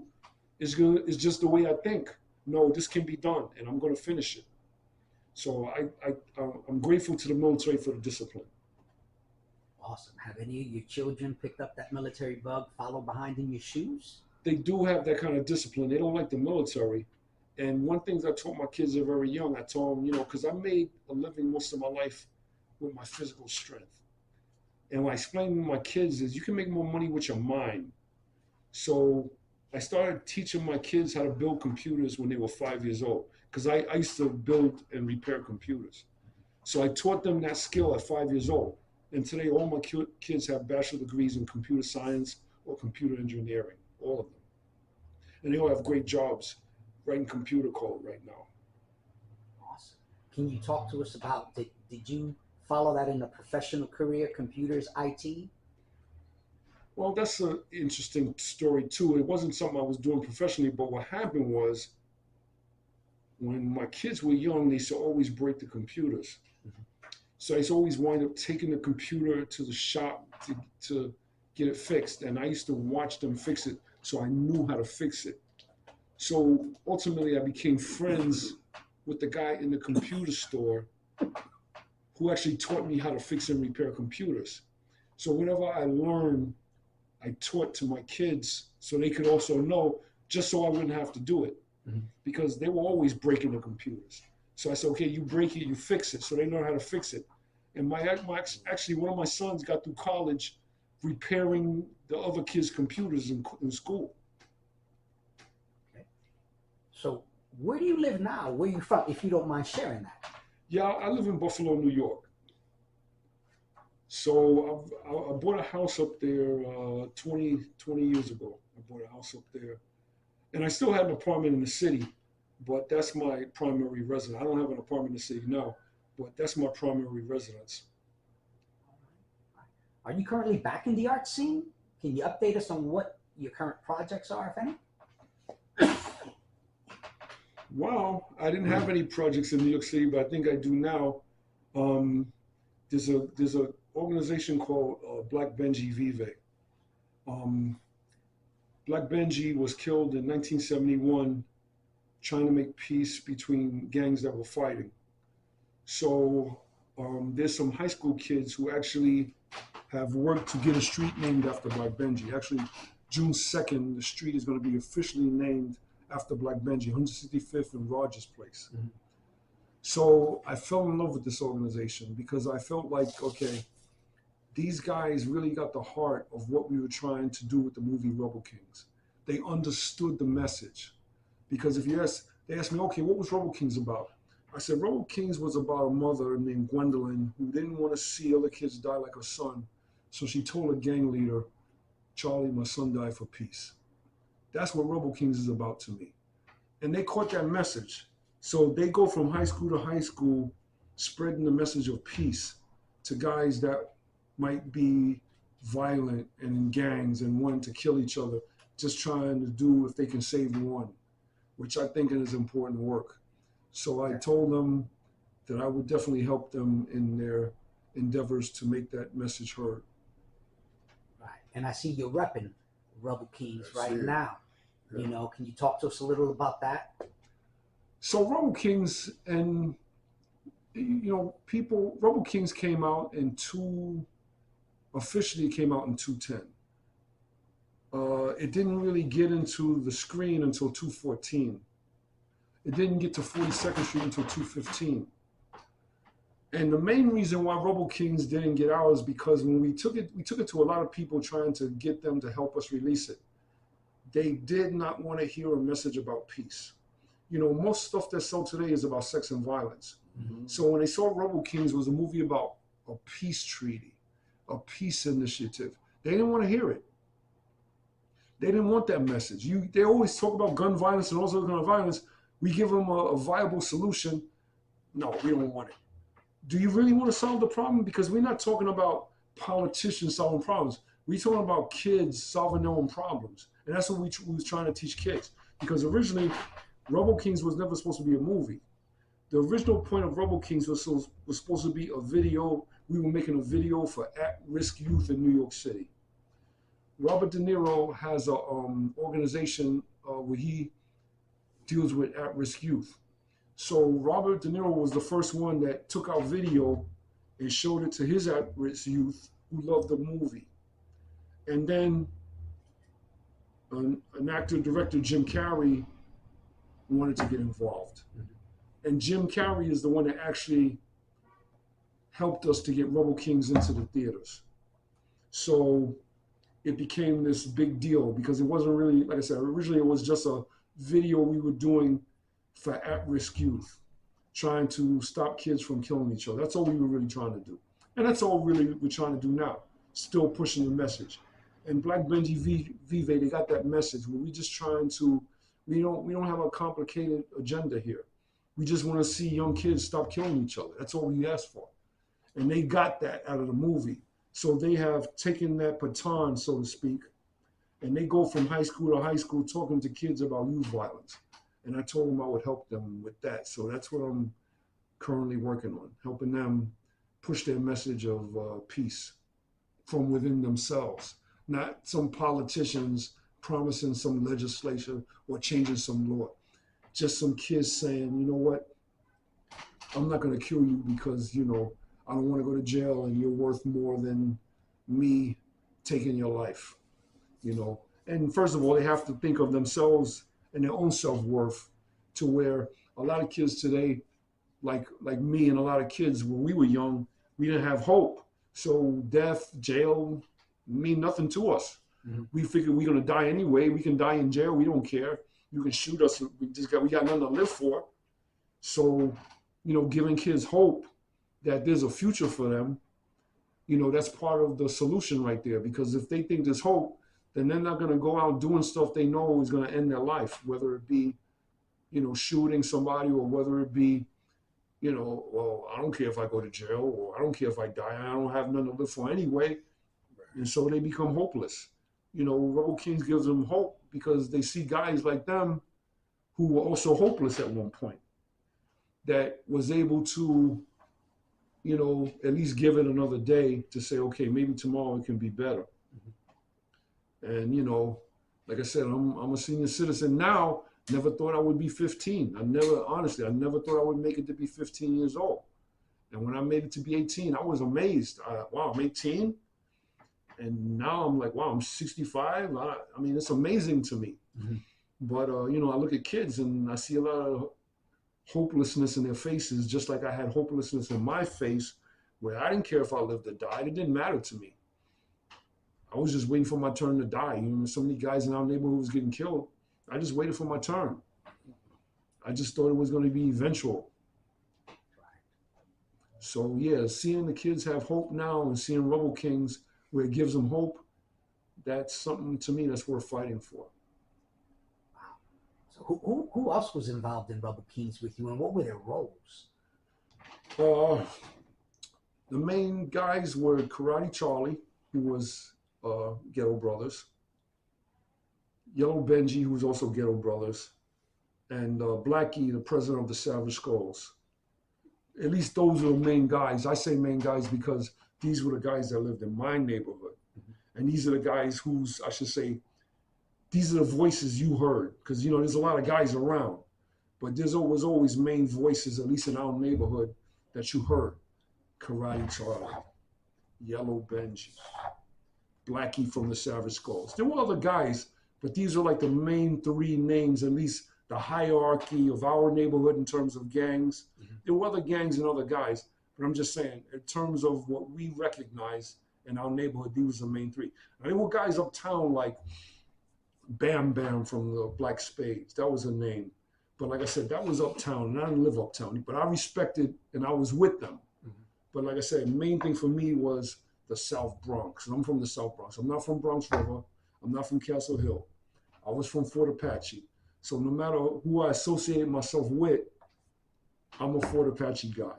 So these are the names that I respected. So these are the guys that got together and decided, okay, we're going to do this video to maybe prevent some other kids from killing each other. And that's the guys that got involved. The director, Shan Nicholson, and like I said, the actor Jim Carrey got involved. He became one of the producers, and a great help because he was the one that actually got us a door open for us, because we couldn't get the door open on our own because it wasn't sex and violence. But Jim had enough pull to, make some calls and get it through. So we finally got it premiered on 42nd. Okay. Is it playing now? Well, it's on Amazon now. It's playing on Amazon. It's on Amazon Prime. So you can still watch it. Yeah. All right. What does writing mean to you? To me, writing was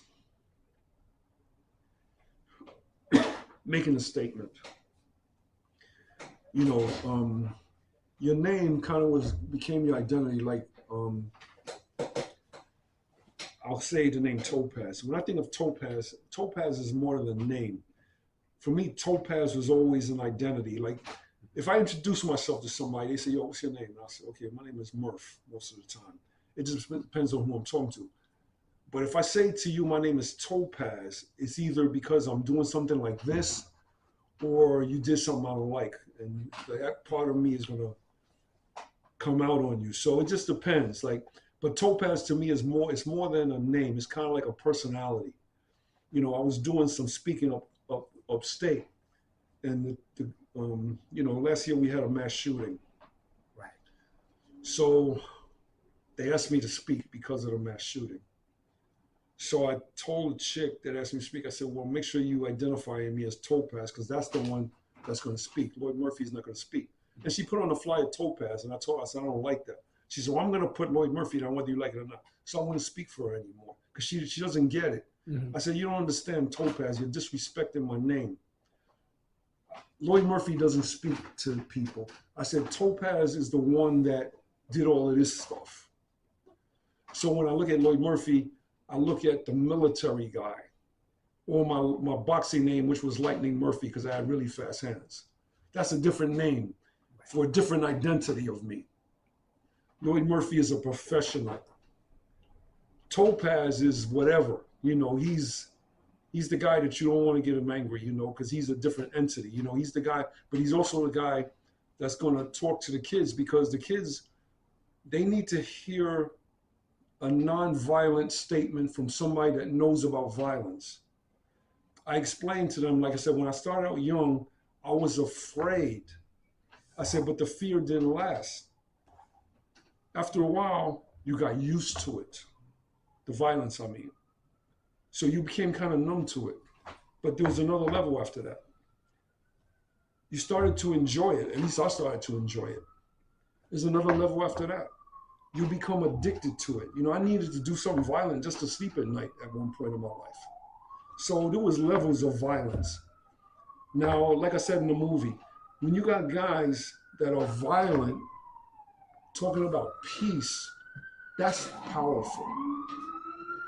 So if anybody could talk about peace, they're talking about peace because they're scared.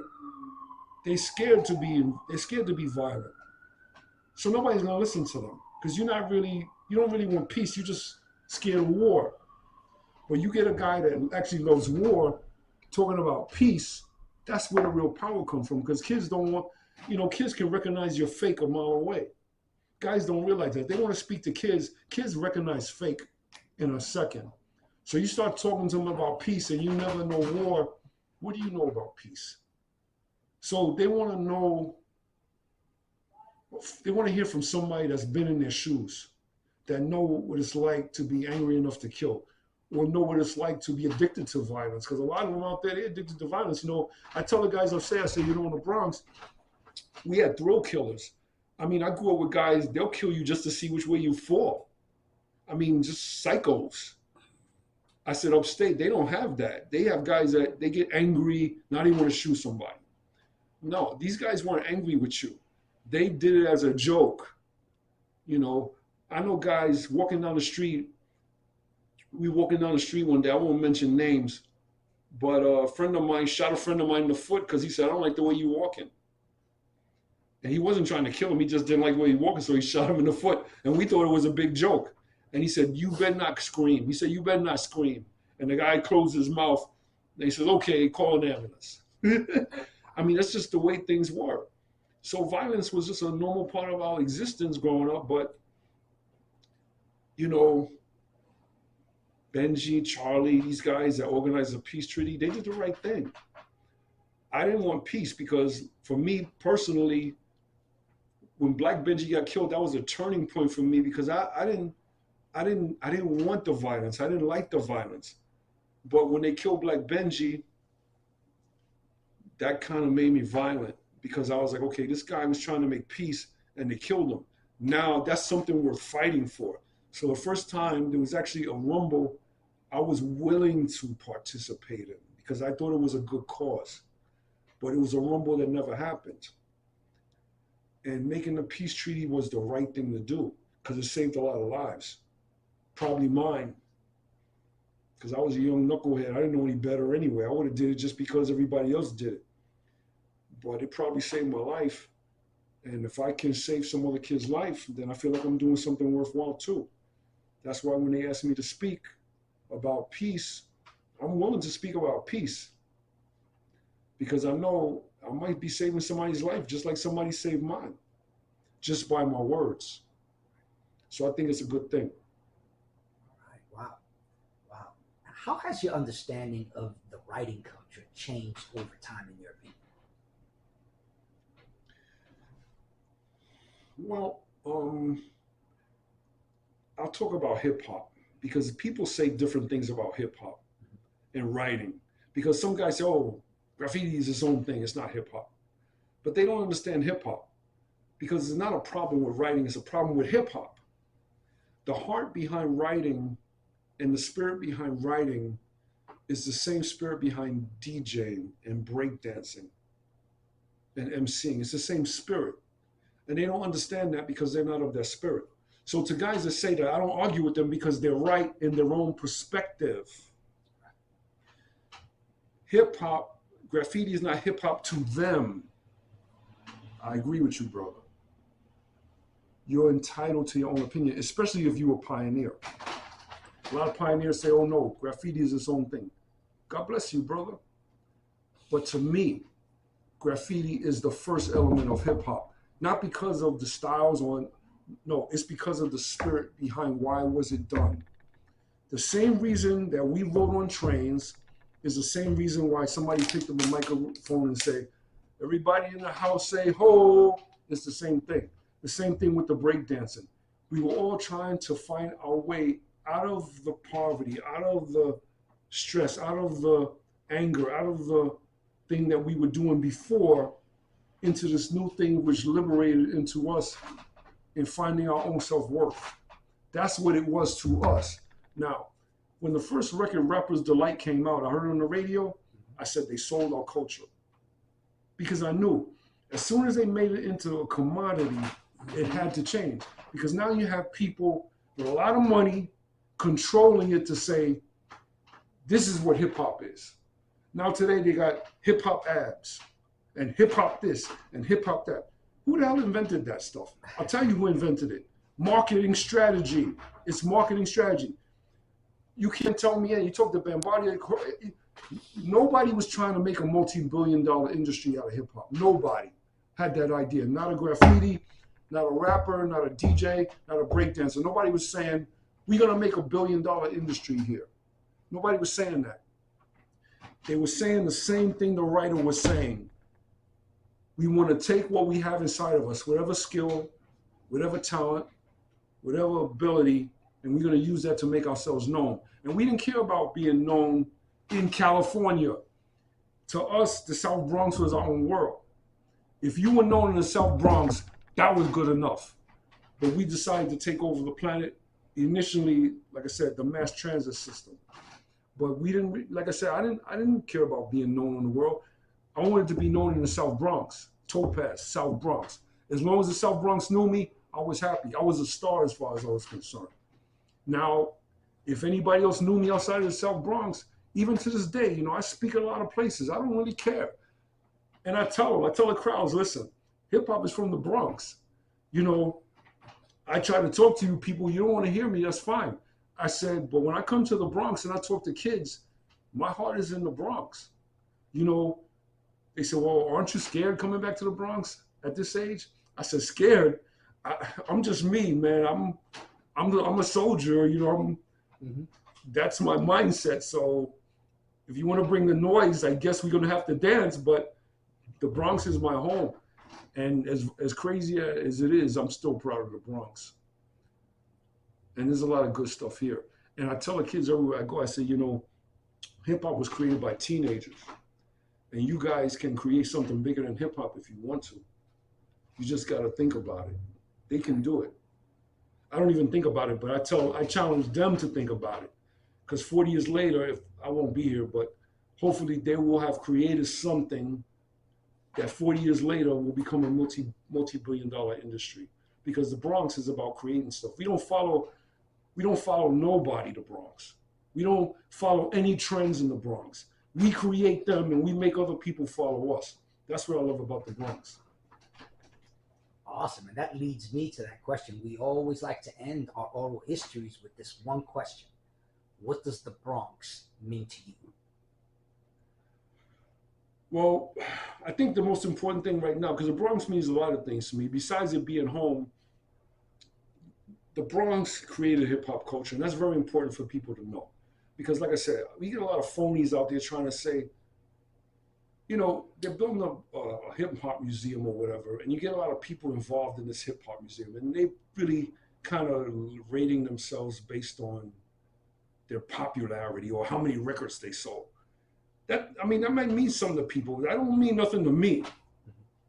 When I think about hip hop, I think about Kool Herc, I think about Pete DJ Jones, I think about DJ Hollywood, I think about, Baron, I think about the guys from the neighborhood, Flash, AJ, I think about the guys from the neighborhood. I don't think about any names outside of the Bronx when I think about hip hop.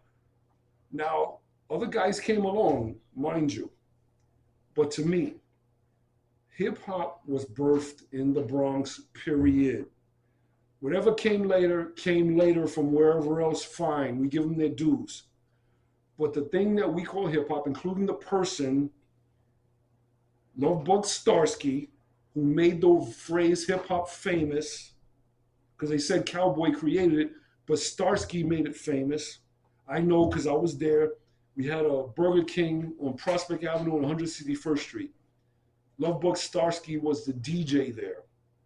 That was the first time I heard the term hip hop. So that's where I know the word hip hop came from. So he was a teenager that said something out of his mouth that today is the #1 selling music form in the planet Earth from the Bronx. So like I said, the first mural that was done on a subway car. You see murals on buildings. In Buffalo, they doing murals on buildings. In fact, I teach my kids how to do murals. I let them practice on the garage. I white paint my garage, and I let my daughter practice doing murals because it's big business right now. Mm-hmm. This man over here started doing murals first. Who's that man? Staff 161. So I don't care what they say because I was there. I'm not making stuff up. I'm just telling you what happened, what I know. That mural began train murals. From train murals began these murals that you see on the walls.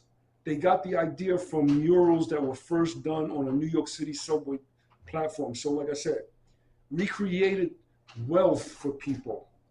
Not that we ourselves became wealthy, but we did create something for other people to become wealthy. So even that, when I see people, all I can think of, they should be thanking me. They don't know that I'm the reason why they're doing what they're doing. But like I said, if one person did it, then it wouldn't have become a culture. Thousands of gang members, thousands of black kids, thousands of Puerto Rican kids, and white kids too, gravitated to what was being done. And that's why it became a culture. Thousands of kids in the Bronx and Brooklyn and Queens and Manhattan and other boroughs, and it began to go to Jersey and Connecticut and all these other places in Philly and whatever. And today you have this worldwide movement that started with teenagers in the Bronx. So that makes me very proud. And it's hard to speak in other states and other cities because they don't want to hear about the Bronx. They want to hear about their own city. But I got to tell them the truth about the situation because I'm not trying to take away from their city. I'm just telling them what happened. This thing started in the Bronx.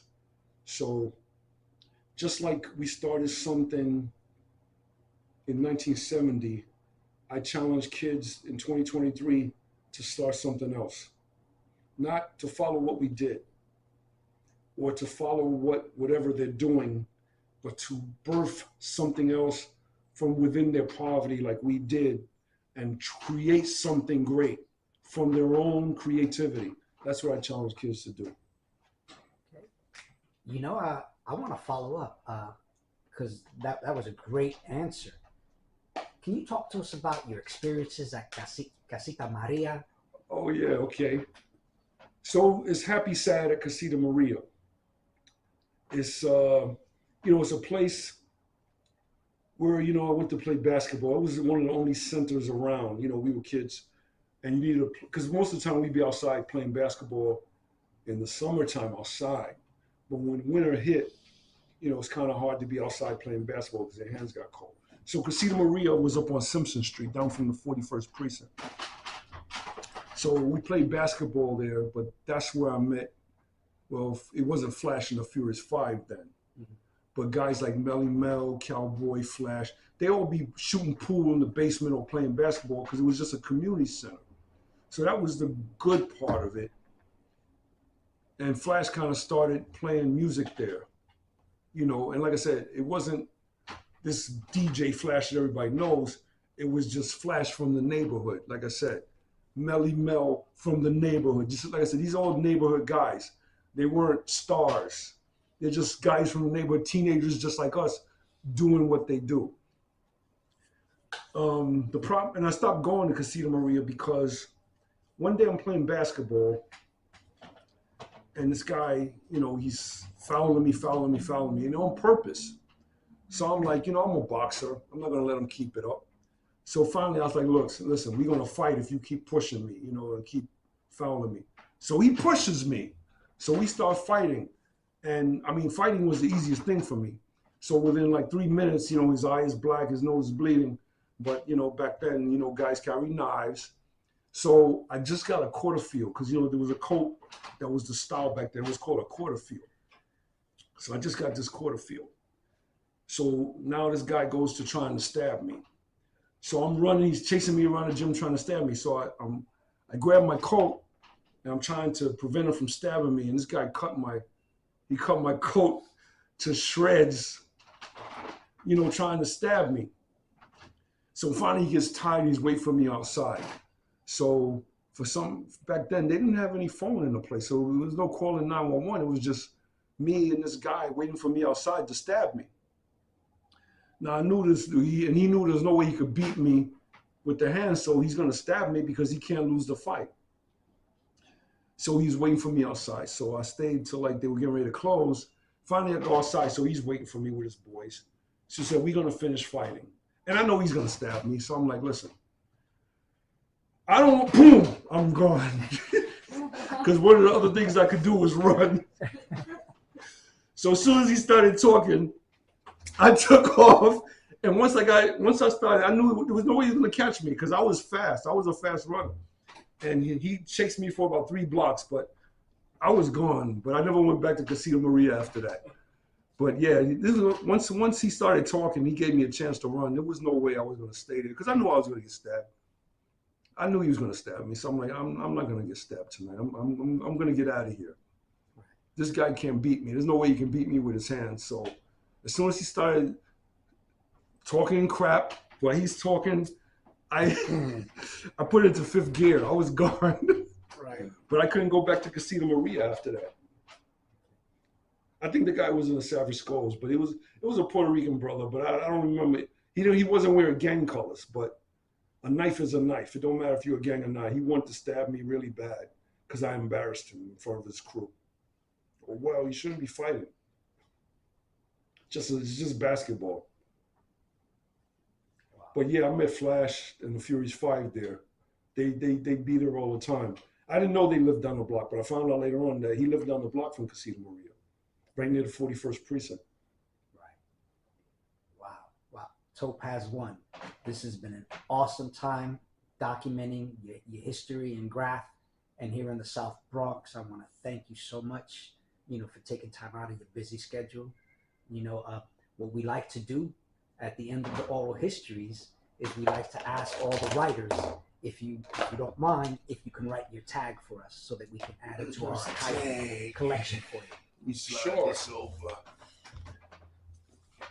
There's some markers. There's one more over here.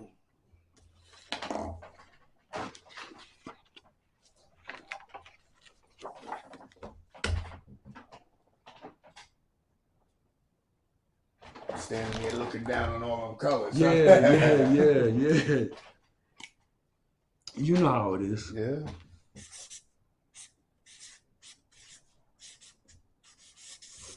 All right, there it is.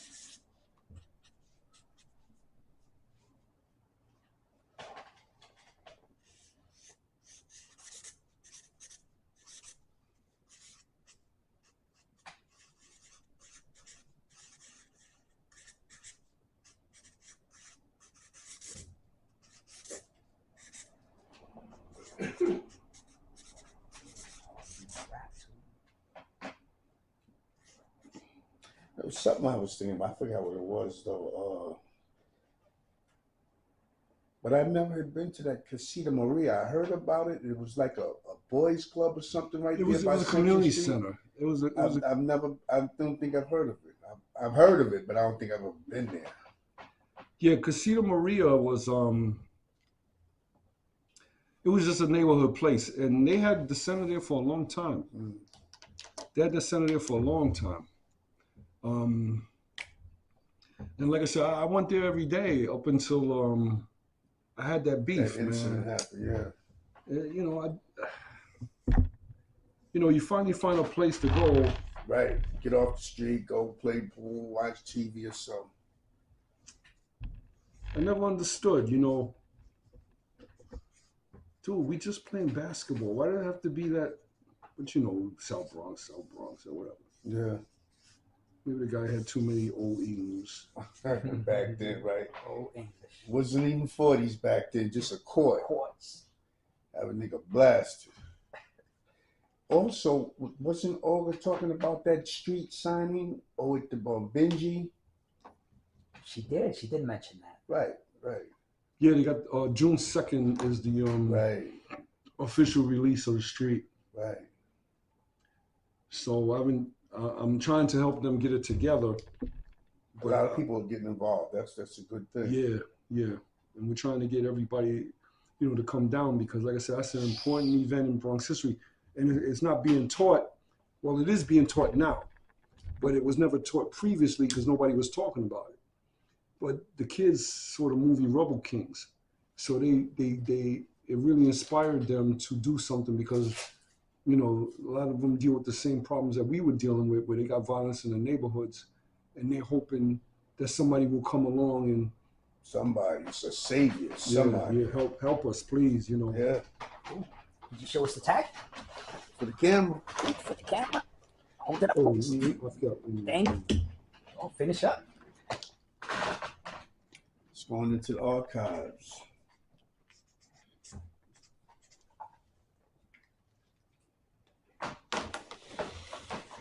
Could you hold it up for us? TOPAZ1. Thank you so much, my man. Peace out. Peace. Okay, so after joining the military allowed me to join other teams and to be able to travel with other teams. So during the United States National Boxing Championships, I did really well. I fought the number one ranked guy in the country at the time.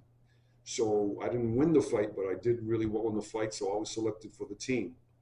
So the military allowed me to move to Colorado Springs, where the training camp was. And my roommate was a boxer named Terrell Biggs. Me, him, and another boxer named Carla Truth Williams. These were my best friends, Carla Truth, my best friends in the Olympic camp. So they began to send us out to fight in a worldwide tournament. It was called USA versus the World at the time.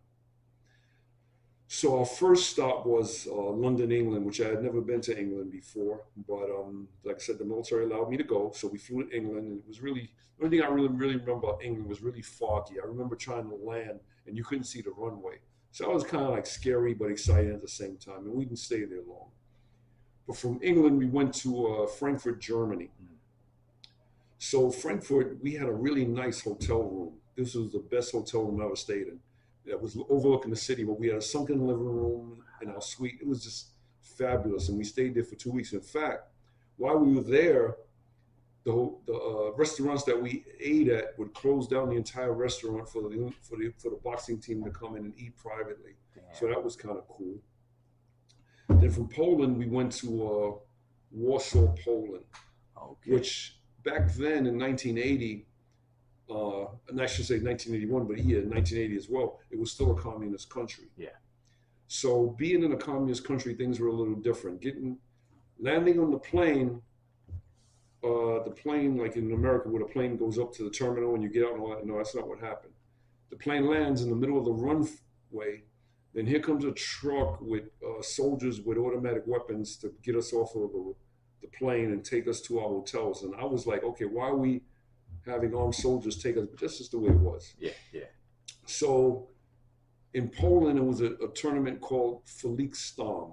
And Falik was a very popular national hero, I guess, at that time. There was another guy who was really popular. His name was Lech Walesa, who I never met personally, but he was like a big deal at the time that we went in. He was fighting for the rights of the people. Yeah. So we came in really as ambassadors. So we were there with the Polish team, the Cuban team, the Russian team, the American team. I think it was Czechoslovakia, the Czechs. Yeah, yeah. I think that was the other team. It could have been more, but those are the ones I remember offhand.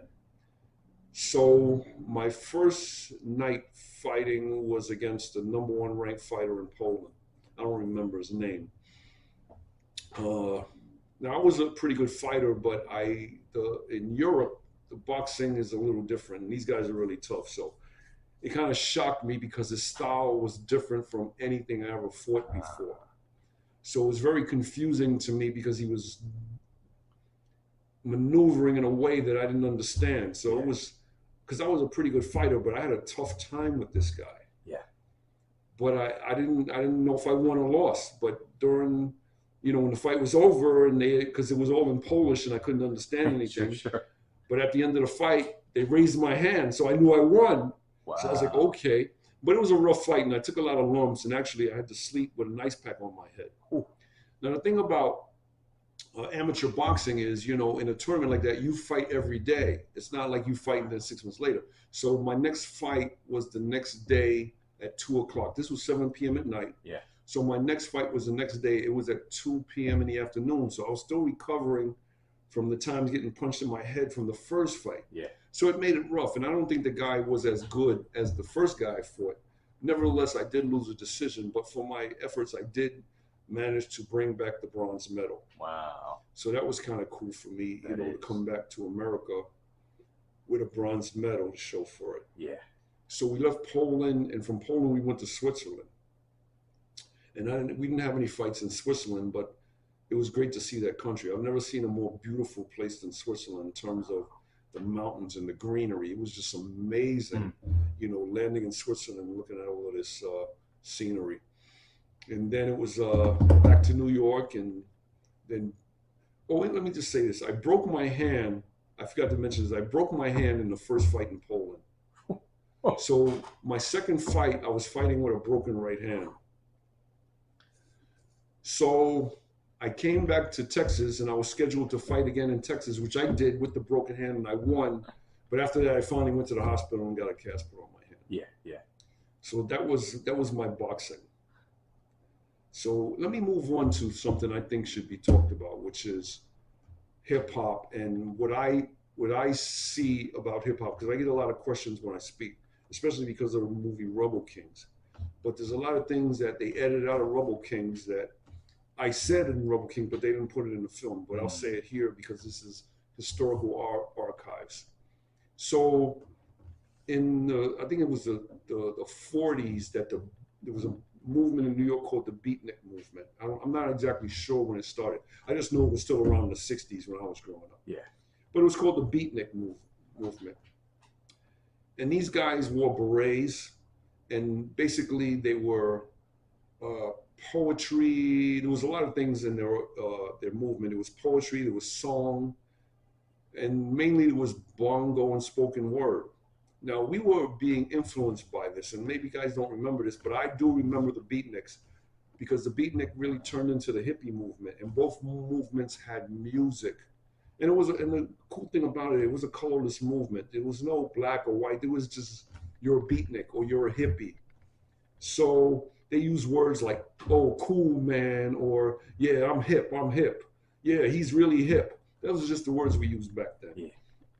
So for me, hip hop was like just a jump on that, where we're just being hip because this is the cool thing to do. The cool thing to do was to have bongo music and have a word come up, poetry, rhyming on top of the bongo music, which is what we heard a group called the Last Poets do. Now, the Last Poets, who came out in the 60s, actually one of the person from Rebel Kings was in the Last Poets. So the Last Poets came out with an album in the 60s that influenced our neighborhood deeply. Everybody played that album by the Last Poets, where they, on top of bongo music, had spoken word. Yeah. That really influenced us toward what they called rap, because even that, we called it a rap session. Yeah, sure. So rap music evolved from that, because first of all, we call it chanting. We call it chanting, and chanting was something you did like in the military, but the gangs also chanted. Like before Rumble, we would chant just like the military chants. If you're in the basic chanting, 1, 2, 3, 4, you know, this type of stuff is called chanting. So that's something we did. So both of those put together, all in the same pot, started our culture. Yeah. The beatnik culture, the hippie culture, where they would spray paint their vans with all kind of beautiful designs, and they would change their names, because part of the beatnik movement, when you became part of the movement, you changed your name to something that was cool. Yeah. Just like I became Topaz. You know, it was something cool. It was kind of like having a alter identity almost. Sure. So this guy who was called Dub really now became Topaz. So, and Topaz kind of became another personality. So it was my writing name, which my writing craft was a different personality. Yeah. My government name was my school name, but my street name was Topaz, which was something different. And guys in hip hop did the same thing, you know, Grandmaster Flash and the Furious Five, Melly Mel, you know, everybody had these monikers or these names that we created for ourselves or somebody gave to us, where we became a whole different identity. You know, Clive became Cool Herc, graffiti artist. That's right. At first. So like I said, there were cultures and that, you know, that came before us that made us what we were. And like I said, rap music, it wouldn't be rap music to me without the Last Poets. Yeah. Yeah. You know, the Last Poets basically formed our thinking about bongo beats and spoken word. Yeah. So this is what highly influenced us in those days. And like I said, with the hippie movement, it was just popular to have these old Volkswagen buses. And generally they would have a big multicolored peace sign on the side of the bus. Yeah. And they were preaching, because this is the 60s, they're preaching, make love, not war. Stop fighting, stop killing, make love, not war. So this also influenced the gangs as well. Sure. Specifically the Ghetto Brothers. Sure. Because they had a band. So they were moved a lot by the hippie movement as well. That's right. So all of this was, you know, we were violent, but we kept hearing, make love, not war. So we were influenced by that, which I believe also influenced the signing of the peace treaty in 1971. Absolutely. These factors, you know, like I said, you're at war, but in the back of your mind, you're hearing the hippies say, make love, not war. And like I said, they're playing music and they're doing drugs and they're writing and they're changing their names and they're writing on buses, and you see their names going by on the buses, and we're looking at it and we think we're inventing something, but really we're just copying off of what they did, because this is all part of our culture. And it was a beautiful thing because it was a peaceful movement. It was a multicultural movement. It was no black or white. You know, people really didn't see color in those days. You know, if you ever look at the old films of Woodstock. Yeah, yeah. You know, you have thousands of people in this field listening to music without any violence. You know, it's a colorless movement. People just want to, you know, make love, not war. So all of this is, to me, the birth of hip hop culture. Now, this is hip hop I'm talking about from the 70s. Now, whatever it has become since then, I don't know. Yeah. But I'm just telling my story in terms of what I saw as a child growing up in the South Bronx and what influenced me, specifically Soul Train with Don Cornelius, who Came on in 68, I think 68 or 69, and it wasn't a lot of black programming on back then. So Soul Train is all we had to look forward to. Yeah. So on Saturdays at 11 o'clock, you're glued to that TV to find the next dance. Yeah. So we watched Soul Train, and they always came out with another dance every week, and we would emulate their dances, but we would add something to it. And it came to a point where we called something breaking. Breaking was like you were dancing with somebody, but you would basically get down on the floor somehow. You would land up on the floor, and that was called breaking down. Yeah.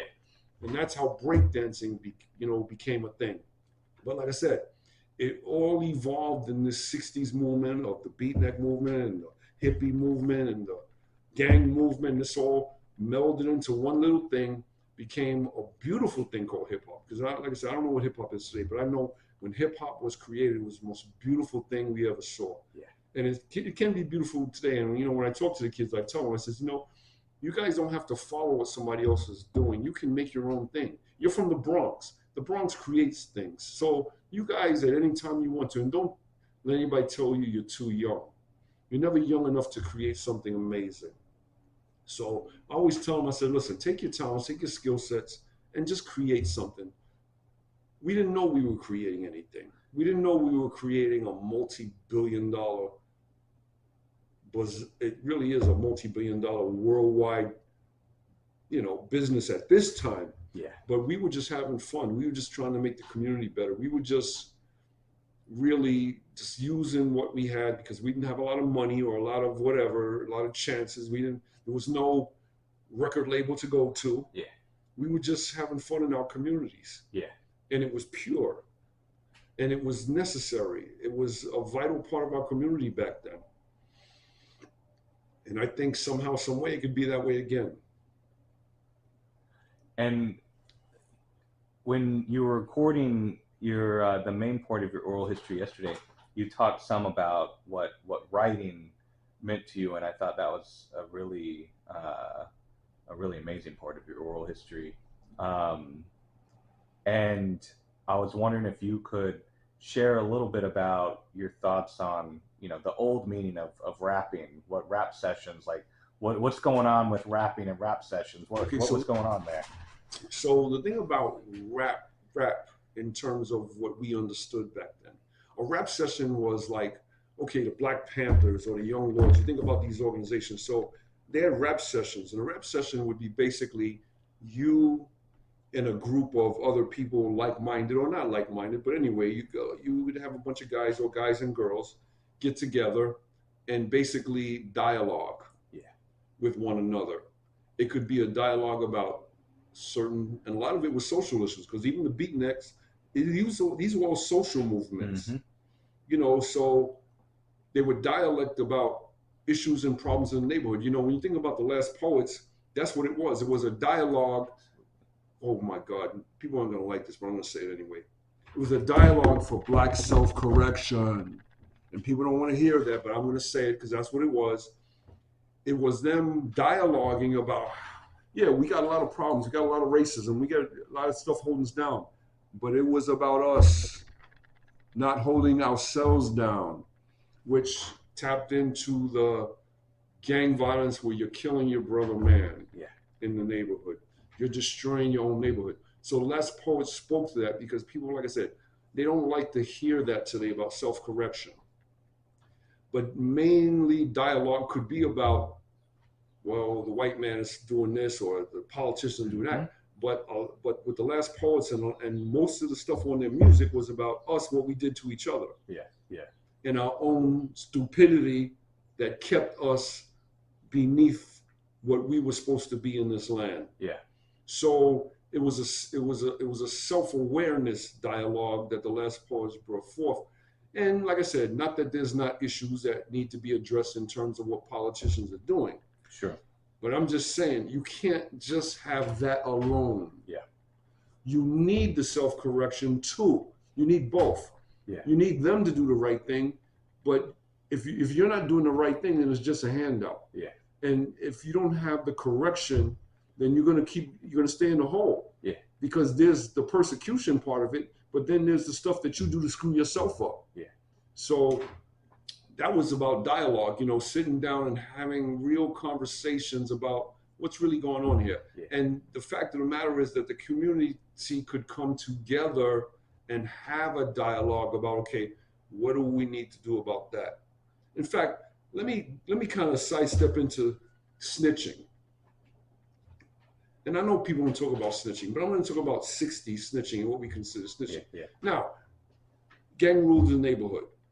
So we didn't need the police. We had the gang. That's right. There was some kind of problem in the neighborhood. You talked to the gang leader. He sent the warlord out or a representative, and they fixed that situation. So what do we need the police for? Yeah, for sure. And nobody would, because we respected elders, the elders in the neighborhood, like, I could be corrected by your mother or his father if I did something wrong, because we all respected each other as a community. The community itself was a family. I like to see it get back to that again. Absolutely. Not saying that it will, but it would be nice if it did. So to have dialogue, you're going to have unity. To have unity, you're going to have respect. To have respect, you're going to have elders. Everybody's not equal. Yeah. Somebody's going to have to be a hierarchy to say, make righteous decisions to say, okay, this is wrong. Yeah. Because if you talk about murder, a lot of people got murdered. And the thing about murder back then was, okay, if you can protect your community, then you won't have any outsiders coming in your community murdering anybody. And if anybody from within the community itself murdered somebody, the community itself would deal with it, including perhaps killing that person. Yeah, sure. I mean, but there was justice, even though it seemed like just straight out pandemonium. There was a very efficient justice system set up within the hood. Yep. They didn't empty out half the population and put them in holding cells. Exactly. So we didn't need the system because we handled it ourselves. So it wasn't like, oh, there's no justice in the street. Anybody can do anything they want. They can kill anybody they want, and they don't have to pay the price because we're not going to snitch. No, that's not what it was. It was because the community, there was a thing called street law and street justice that was very brutal if you did the wrong thing. Yeah. So there was justice. The whole outlaw gang culture, outlaw for us, the meaning of outlaw meant justice outside of the law. Yeah. It's not that we didn't have laws, because in fact, gangs had very strict rules. Gangs had warlords and Gestapos that would get you in check if you didn't obey those rules. And we had the same thing on our block where certain guys, you would have to look, they would come after you if you broke the rules. Yeah. So you didn't break the rules because you feared these guys. And literally lock you up sometimes. Yeah. so it wasn't like it was lawlessness. Yeah. So people say, "Oh, you're not supposed to snitch." Well, I hear that, but who's going to pay the price for what this guy just did? Yeah. We're going to let him go scot-free? Yeah. No, it wasn't that way. So whatever it is now, that's what it is. But I'm just saying, back then, there's a lot of things the generation that came after us did not understand about street justice and street law. It wasn't that it was lawlessness. It was that we handled it ourselves within the community. Mm-hmm. Now, if somebody does something in the community and nobody wants to handle it, then the police are going to have to handle it. Yeah. Yeah. Well, who else is going to handle it? Are you just going to let the guy get away with it? Yeah. No, because then you just got lawlessness. Yeah. Everybody's doing whatever they want, which is why today you got people shooting each other because there's no consequences. There's going to have to be consequences. Well, I guess the consequences is, you shoot this guy, his family's going to come and shoot you, and then it just goes back and forth with all the killing. And they want to get rid of guns, but you have to deal with the issues in the hearts of the people. Guns were around when I was a kid. In fact, if you give me a 2x4, back then cars had these big antennas. We used to break off the antennas, nail it to a 2x4, take a rubber band, and you could make a zip gun in 20 minutes. Mm-hmm. So it just wasn't honorable because you did more things in hand-to-hand combat because that was just more honorable. Where's honor? Yeah. Where's love? Yeah.